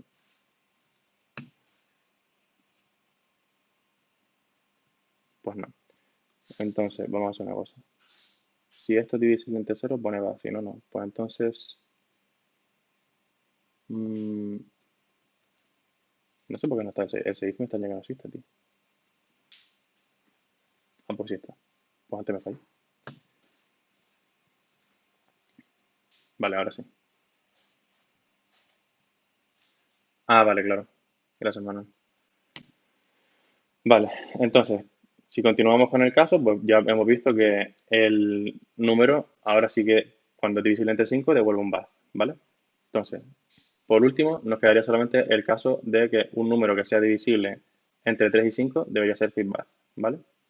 Si quieres, antes de seguir con ese Continúa. caso, había una pregunta por aquí de Alionde, parece que es el nombre, que dice que si al usar la función esta de que has hecho auxiliar, de que feed value for, si no estás linkándote a la estructura interna en la que almacenan los valores, que luego dice que si se cambia, dice después que si cambias el código para almacenar los valores en otro tipo de estructura, se romperían los test. Eso es verdad, pero también te digo una cosa. De la otra manera, si hiciera un inline aquí, también lo estoy haciendo.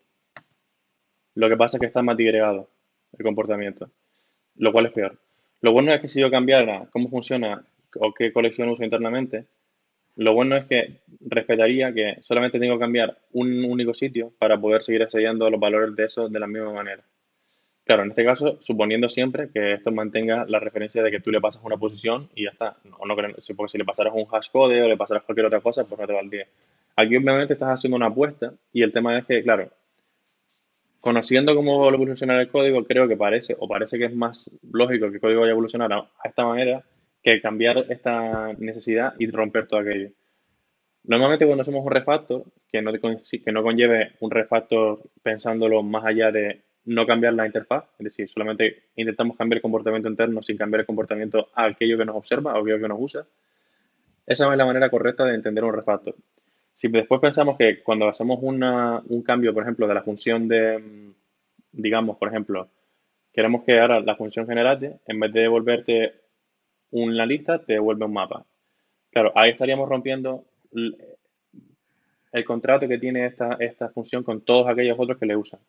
Y eso obviamente implicaría un rediseño. Cuando te ves forzado a cambiar ese tipo de cosas, probablemente la razón por la que la estás cambiando no es tanto porque quieras hacer un refactor, sino porque te has visto forzado a cambiarlo por negocio. O porque por algún Mm. requisito no funcional, digamos, que quieres hacer que vaya más rápido o lo que sea. Pero prefiero jugar con esa incertidumbre, que todavía no lo tengo muy claro, pero esperar que si la manera en la que el código este evoluciona más o menos se adapta a lo que yo he pensado, solamente tendría que cambiar este sitio de aquí. ¿De acuerdo? Mm. Yo ahí lo que os diría es que al final, si te bajas un poquito en el código, tú tienes una función que se llama generar que devuelve una lista de cadenas. Eso no es interno, eso es lo que estás probando, esa es la firma de tu clase y es el comportamiento externo, lo que ofrece hacia afuera. Tu Ujú. test es un usuario más de la clase. Si eso cambia, tendrán que cambiar todo el mundo que lo use. Otra cosa es que que estuvieras probando un método privado que devuelva algo interno, pero en este caso es parte de la interfaz que ofreces hacia afuera. Bueno, muchas preguntas ahora. Nos pregunta por aquí el replicante bueno, lo que estabas contando un poco del refactor, que si no estás esperando mucho, que si a lo mejor algún refactorillo de haber extraído Magic Numbers o lo que fuera, que si hubiera venido bien hacerlo, o Ujú. prefieres tú esperar hasta el final. Pues eso cuenta tú ahí, Miguel, porque lo Pues, haces así. a ver, realmente en este caso hay una parte que me gusta de verlo y es que lo bueno que yo siempre identifico con los ifs es que los ifs son generalmente reglas de negocio, ¿vale? Reglas de negocio o son invariantes de la funcionalidad. Si sacara aquí una variable probablemente y pusiera el my number, probablemente estaría poniéndole un nivel de abstracción pero semántico, pero no le estaría poniendo un nivel de abstracción al problema.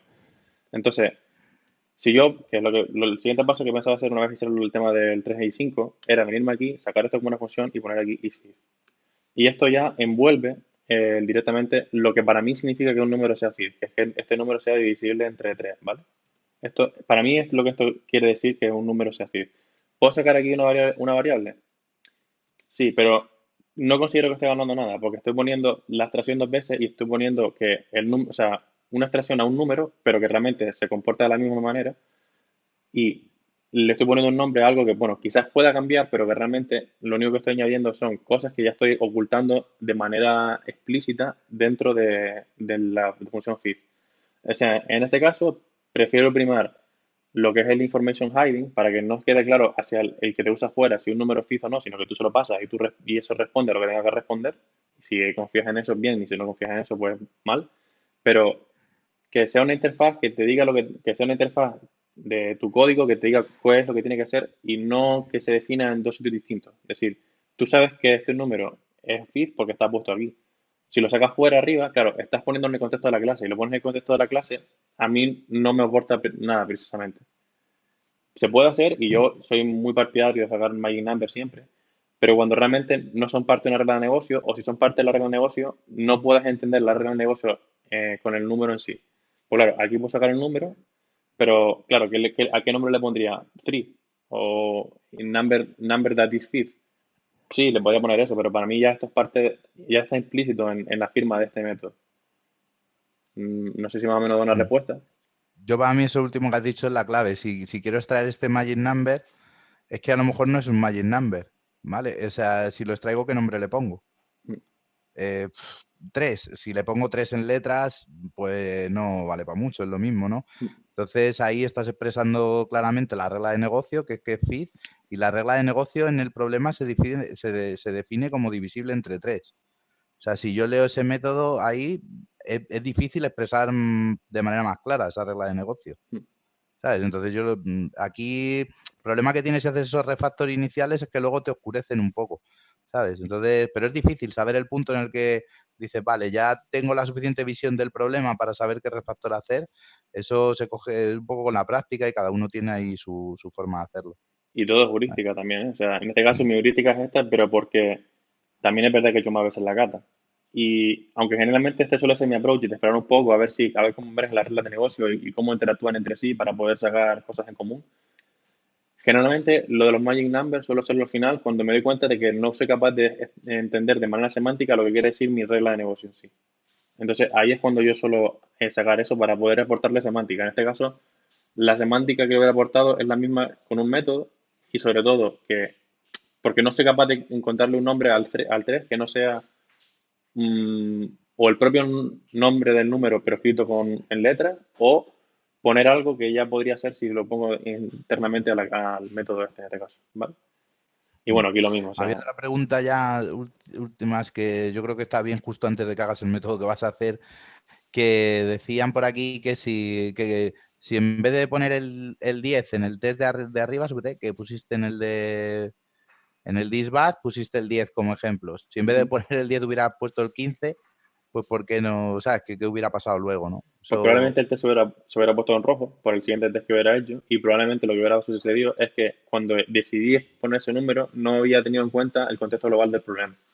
sea, esto es lo que te he mencionado al principio. El contexto del problema tú lo sabes ya. Tú ya tienes las cartas ya están sobre la mesa. Tú sabes a dónde tienes que ir. Lo que pasa es que la manera en la que tú has decidido hacerlo es como cuando estás haciendo escalada. Vas poniendo pequeños agarres para que puedas ir subiendo y en el hipotético caso en el que eh, como se diga, te caigas al vacío, pues tengas una cadena de seguridad. ¿Vale? Pero vas avanzando poco a poco. Pero tú sabes que la meta es hasta arriba, es al final de la ladera, tú sabes que es donde quieres llegar. Entonces, aprovecha toda esa información para poder decidir cuáles son tus casos y tus test. Y tus test son lo que lo que te van a permitir ir avanzando poco a poco. Una característica muy importante cuando estás haciendo el TDD es que los test nunca pueden, o sea, cuando escribes un nuevo test no puedes hacer que otros test se pongan rojo. Si se pone rojo, entonces es que has pensado mal en los casos para hacer pruebas sobre la base de código, ¿vale? Mm. Aquí yo creo que esta pregunta es muy interesante porque es eso, es justo en no... Es que tampoco avanzas a ciegas, no dices soluciono este caso, pero me olvido de lo que viene después. Tú ya has pensado en el problema de una manera general, que no está mal, y ya vas eligiendo los casos también en función de eso. A veces te puedes equivocar, pero en este caso, pues lo tienes en cuenta y sabes que el 15 es divisible entre 3 y entre 5, pues te has leído el enunciado y no lo pones aquí, y es fundamental también. O sea, tú vas avanzando en pequeños pasos, pero eso no significa que no hayas visto de lo que decía Miguel, que no sepas dónde está tu destino final, si lo sabes. Entonces vas dando pequeños pasos, pero en esa dirección, no totalmente cegado, ¿sabes? De que eso a veces se malinterpreta con lo de los baby steps.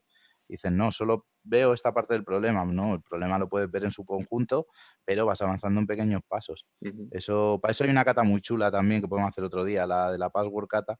Sí, Es muy chula para ver esto, muy claro. vale. Voy a seguir con el siguiente caso. Sí, sigue y luego contestamos alguna más y ya Vale. que por aquí Entonces, más el preguntas. siguiente sería que sea.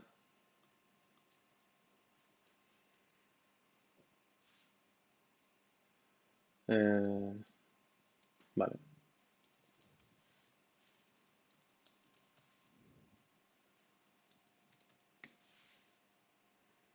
Vale. Entonces, básicamente, pues sería lo mismo. Venimos aquí, ejecutamos toda la clase. Oh, creo que no he corregido los casos de test, que es muy importante. Esto es feedback.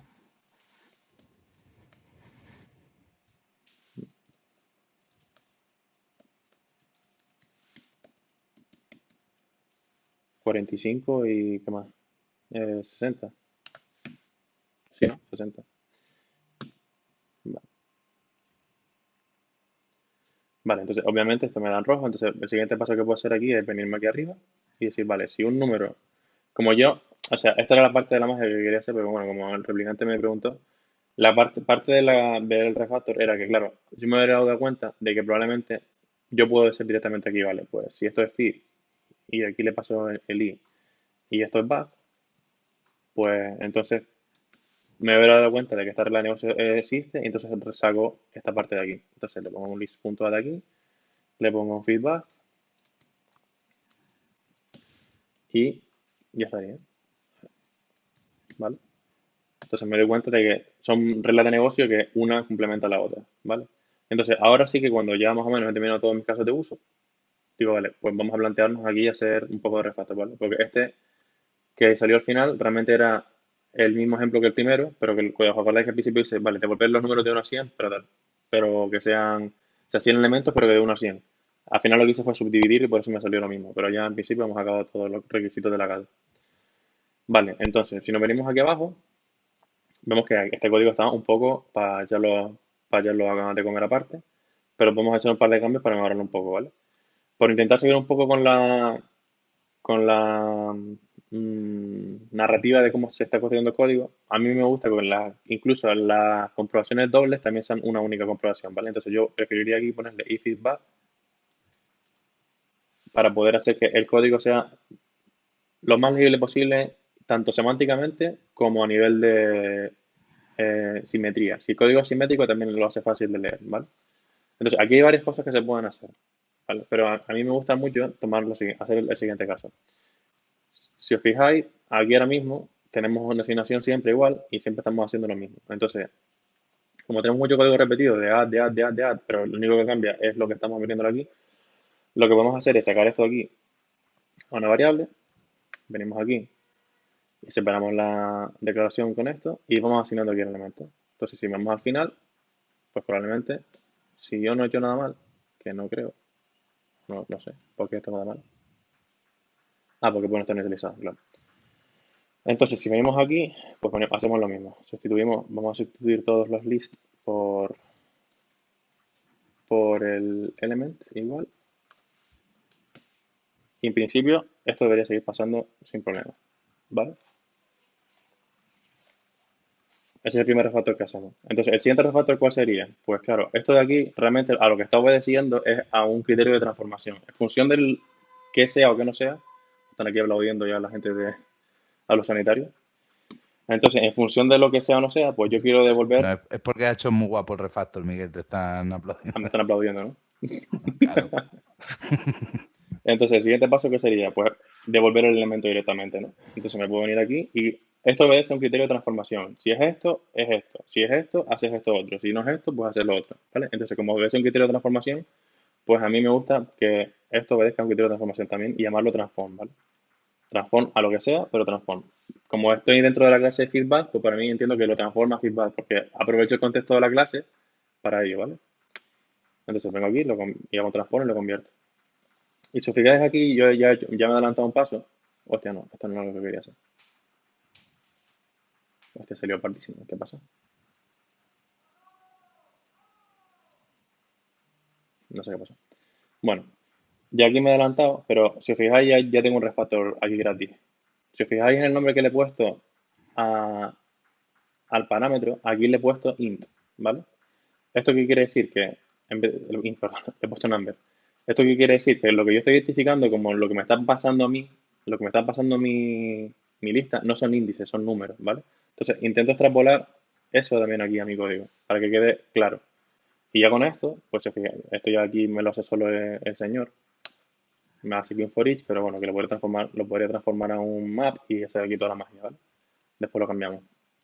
De hecho, no sé por qué no lo transformamos en map directamente. Bueno, da igual. Entonces, para continuar con el refactor, pues este señor me está diciendo aquí que lo convierta en un when, ¿vale? Aquí vamos a decidir qué hacemos. Si no hacemos, a mí realmente el when me da un poco lo mismo, pero sí que queda guapo si lo ponemos así como un inline y hacemos un poco de pattern matching aquí. Bueno, esto sería un switch de toda la vida, pero la idea es esa, ¿no? Hacer una especie de pattern matching. Entonces ponemos esto aquí y ya está. Así. Entonces podemos aprovechar incluso más y claro, como esto es holding, podemos poner aquí un return. Nos cargamos esto de aquí y esta asignación y ya devolveríamos directamente esto. Entonces ya sí que estaríamos aplicando directamente un criterio de transformación específico. O sea, cuando sea una cosa, pues devuelves feedback, si no devuelves feed, si no devuelves back, ¿vale? Esa es la idea que quería hacer. Entonces esto ya se nos queda como un método muchísimo más corto y mucho más legible que lo otro, ¿vale? Y se nos quedaría así. Este sería el criterio de transformación final que se nos quedaría, ¿de acuerdo? Entonces, para la última parte, que quede esto un poco más legible, no sé por qué, la verdad no entiendo muy bien por qué no me está haciendo esto automáticamente, pero bueno, si no lo hago yo. Sí, vamos a hacerlo nosotros. Cambiamos este for each y aquí le ponemos un map. Y en vez de ponerle esto, pues le llamamos a la función y le ponemos aquí transform. Ah, no es así.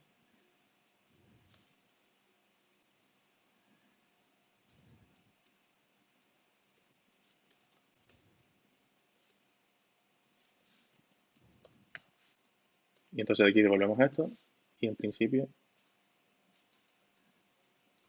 esto debería devolver una lista normal y corriente y ya estaríamos aplicando solamente que del 1 al 100 pues me devuelve solamente aquellos números que se transforman, ¿vale? A ver si no lo he enviado y todos los test siguen pasando. Vale, pues eso más o menos sería la cata, cómo resolverla, ¿vale? Llevamos casi una hora y media ya, no sé si queréis continuar. Yo creo que no queréis mucho más continuar porque ya es bastante tarde. Entonces, si queréis hacer más preguntas, creo que había más preguntas, podemos seguir con ello. Sí, había una preguntilla aquí más que nos preguntaba, no, me parece que tiene como dos partes. Dice H. Valls, ¿le consideréis que es conveniente siempre comenzar a testar con tipos primitivos? Es decir, escribir primero una clase antes de escribir del test es considerado diseño prematuro. No termino de entender muy bien la pregunta, si nos la puedes reformular un poco, pero creo que a lo que se refiere al final es a si ya sabes que vas a tener una clase, ¿por qué no escribirla antes del test y demás? Creo que se refiere a eso. No sé si quieres tú decir algo de eso o contesto yo mismo. Más o menos es lo que yo hubiera contestado también. Sí, o sea, realmente cuando estás haciendo el test primero, el test te está sirviendo para descubrir las clases que necesitas para resolver el problema. Y cuando estás, si os acordáis de lo que el rollo que os metió antes del foco, cuando estás enfocándote en el problema, pues te enfocas en eso, en definir cuál va a ser pues, la clase a la que vas a llamar, el API con el que quieres interactuar. Y eso se hace muy bien desde dentro del test porque es el momento que aprovechas para definir el problema y definir eso, los interfaces, las clases que tienes, cómo vas a llamar a tus métodos, sin pensar en la solución todavía. Entonces eso te pone en el punto de vista del que llama y es muy cómodo. Mm. Ya que te preguntas. Hostia, cuántas preguntas, sí. Aquí una pregunta de aquí tomate, espectacular nombre, por cierto. Eh, dice que muchas veces ha necesitado publicar campos privados para el código de test. Bueno, pero eso es rarillo, ¿eh? Dice, por ejemplo, en Java defino los tests en el mismo paquete y uso campos con visibilidad, claro, bueno, protectes para que es privadillo solo. Y preguntaba si los test deberían ser de caja negra o no. Pues Bueno, puede depender del contexto. Bueno, responde tú a esta. Vamos de aquí una en una. realmente hay varias vertientes, ¿no? O sea, si tu código es legacy y te ves forzado porque esa clase, ese campo concreto, pertenece a un conjunto de dependencias que son muy complicadas de testear en sí, porque lo malo que tiene el código cuando no se escribe pensando en test es que es muy poco testeable.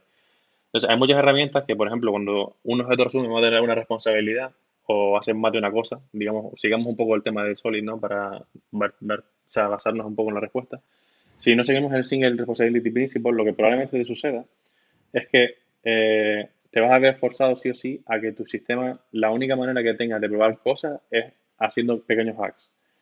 Pero por lo general, si tú consigues que tu código solamente obedezca a respuestas que son salidas siempre lo más idempotente posible, o sea, que solamente devuelven lo mismo, ¿vale? O que si necesitas testear alguna cosa que sea void, es decir, que un método que no tenga una respuesta, sino que tienes que solamente interactúa con otra cosa, pues intentar que eso esté definido en los límites de tu sistema para que puedas usar técnicas de mocking, bueno, técnicas de doble de prueba en este caso, para poder intentar un poco escapar de tener que saber lo que vale un campo en una clase que debería ser privado y que no lo es porque he tenido que modificarlo. De todas formas, es una técnica muy válida. O sea, hay muchas técnicas incluso en el propio libro de Michael Faders, basado precisamente en trabajar con Legacy Code, pues habla muchas técnicas que tienen que ver con eso. Tienes que buscar el sitio donde hacer el cambio, donde menos cosas se rompan. Pues ese sitio a lo mejor es cambiar a una propiedad privada y ponerla pública o ponerla protected para que la puedas leer. Pero te digo, si empiezas desde cero a hacer TDD, para mí no tiene mucho sentido tener que hacer que cosas que están dentro de tu clase, que deberían estar protegidas por la abstracción en la que está, pues exponerla solamente con el propósito de testearla. Sí, yo por añadir a eso hay una frase que me gusta mucho que es testea aquello que quieres conservar.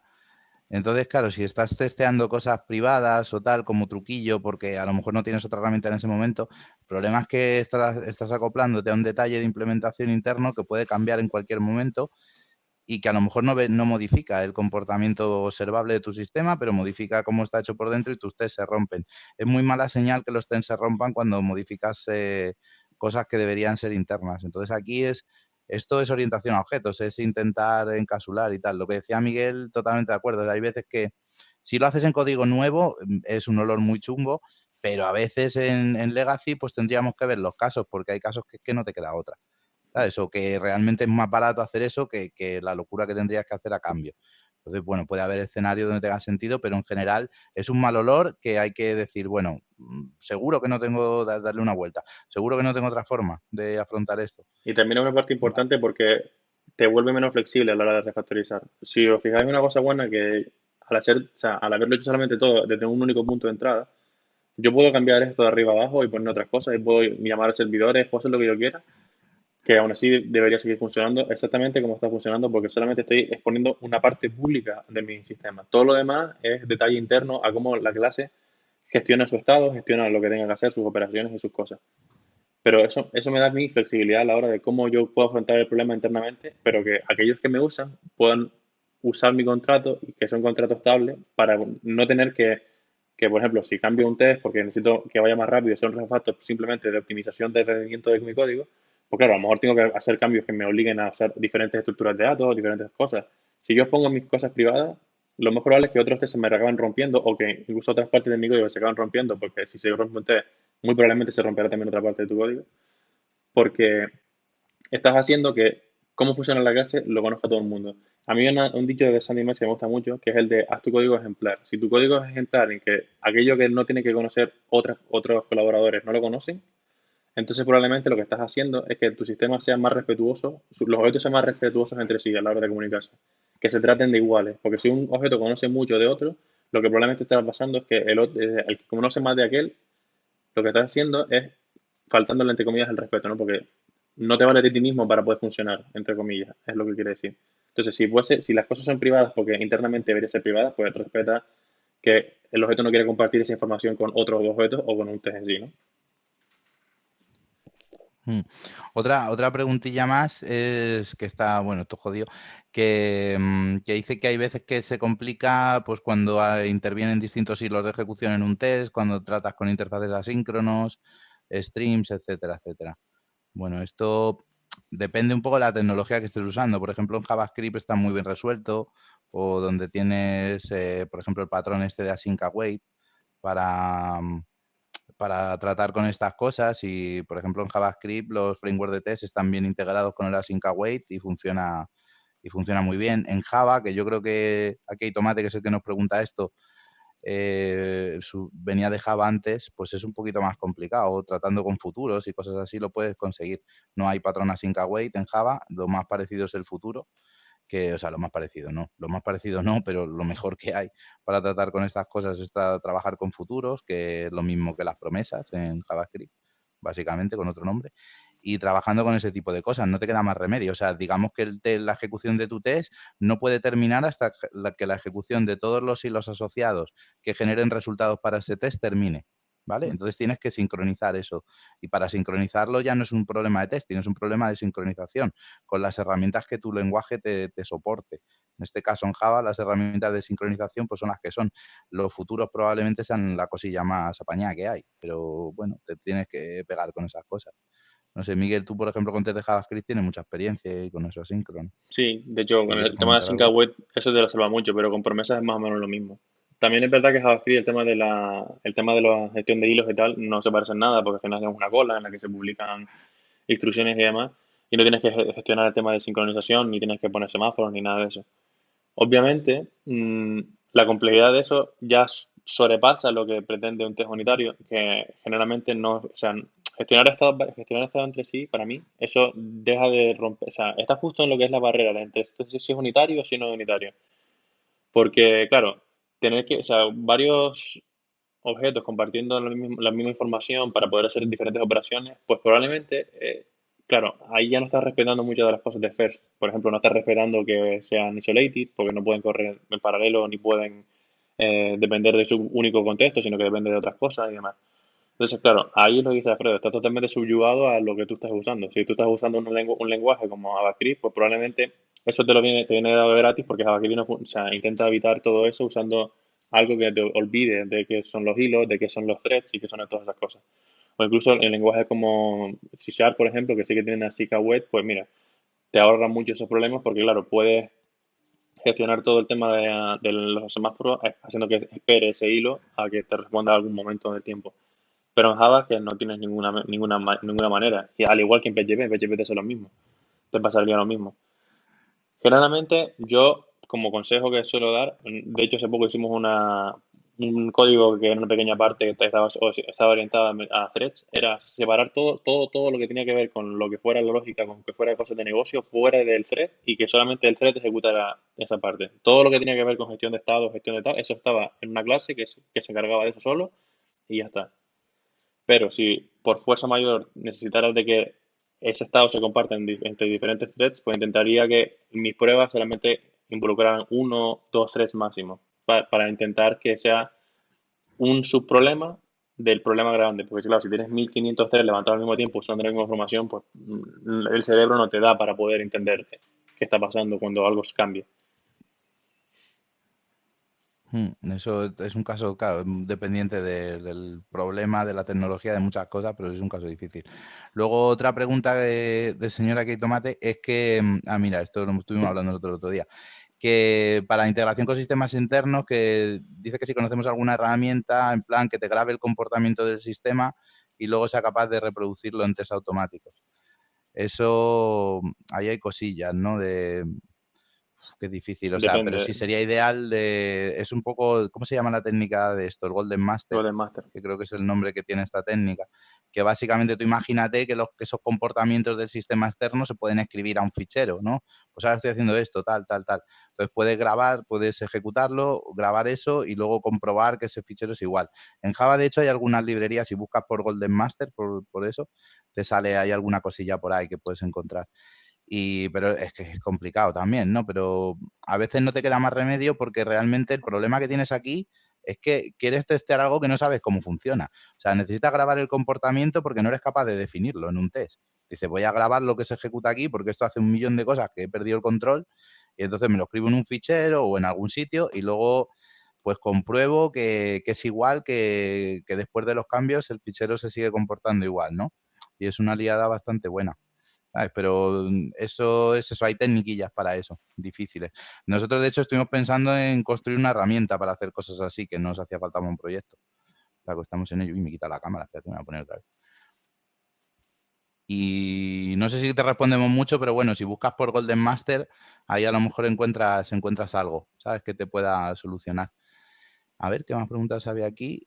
Mira, había una que Aquí preguntó sobre Manuel. el tema de la, o sea, ¿cómo se llama? Que lo vi antes, que era el tema Estoy aquí, estoy aquí, no me he muerto.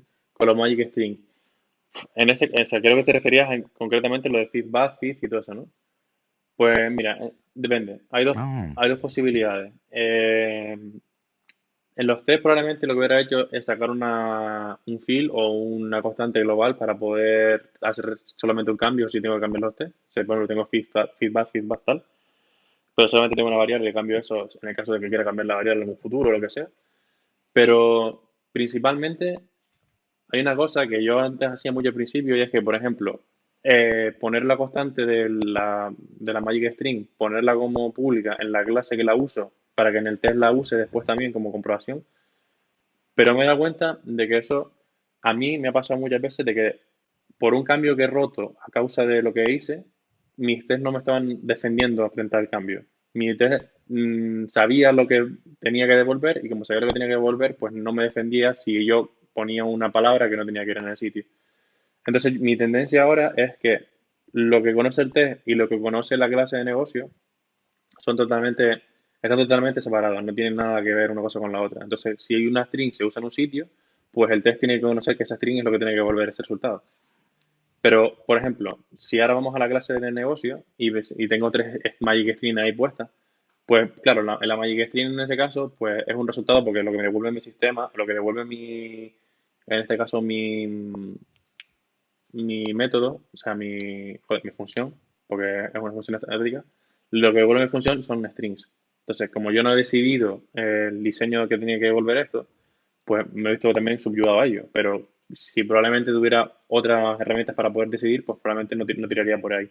Tiraría por otra cosa, como un enumerado o una mezcla de lo que sea. O me construyo un objeto yo mismo para que solamente pueda ser feedback o lo que sea. O a lo mejor lo que hago es que le paso un número y el objeto se autoconstruye y sabe lo que tiene que hacer. Pero bueno, que puede ser muchas cosas que para intentar protegerme de eso, pero que al final el objetivo es que respetes los contratos que se te pide, porque al final tu diseño de software también tiene que interactuar con otro software. Entonces, si te piden eso, pues probablemente es porque alguien necesita que tú funciones así. Vale, y en este caso la Magic String puedo sacarla a una constante, a una global o lo que sea, pero bueno, que para una única vez que está en el código de producción no me aporta nada. En los test probablemente sí. ¿Y qué otra pregunta más ibas a decir, Fred? pues había aquí una pregunta que nos decía Manuel si el test debería ser sobre una interfaz, pero luego aplicarse sobre una implementación, si quedaría de esta manera más limpio porque estás probando lo que especifica el interface. Vale. Bueno, yo no haría, o sea, no tomaría reglas absolutas de estas. De todos los test tienen que probar una interfaz y luego que haya una implementación por detrás. Eso es algo que dependerá de tu diseño. Hay cosas que están bien, como clases concretas, y no necesitas tener la abstracción de una interfaz porque no vas a tener distintas implementaciones de eso, ¿no? O sea, si acabas en tu código con una relación 1-1 entre clases e interfaces es porque algo hay ahí raro, porque la realidad es que una clase tiene una interfaz implícita, ¿vale?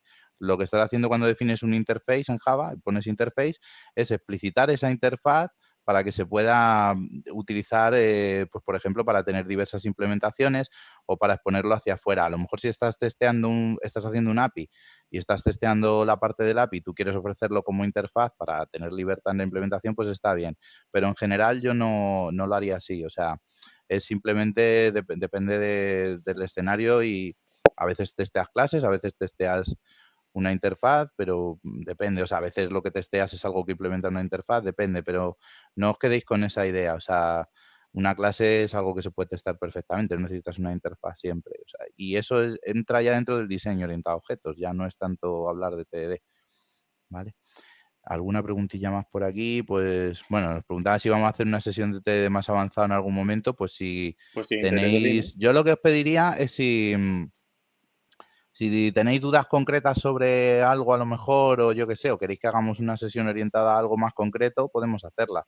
Podemos hacer una sesión, yo qué sé, de refactoring, por ejemplo, con la Git de Rose, que es una sesión muy chula. O podemos hablar algún día de dobles de prueba, si queréis profundizar en eso. O no sé, Ujú. podemos hacer mil cosas. Entonces, un poco en función de lo que vosotros queráis, poner comentarios en el grupo de Meetup si queréis y vamos pensando en los que más sesiones podemos ir haciendo, ¿vale? Pero vamos, lo que vosotros preguntad y si sabemos hacerla, pues la haremos, ¿no? Nos preguntaba también por ahí por si tenemos alguna fuente de catas para mejorar en TDD.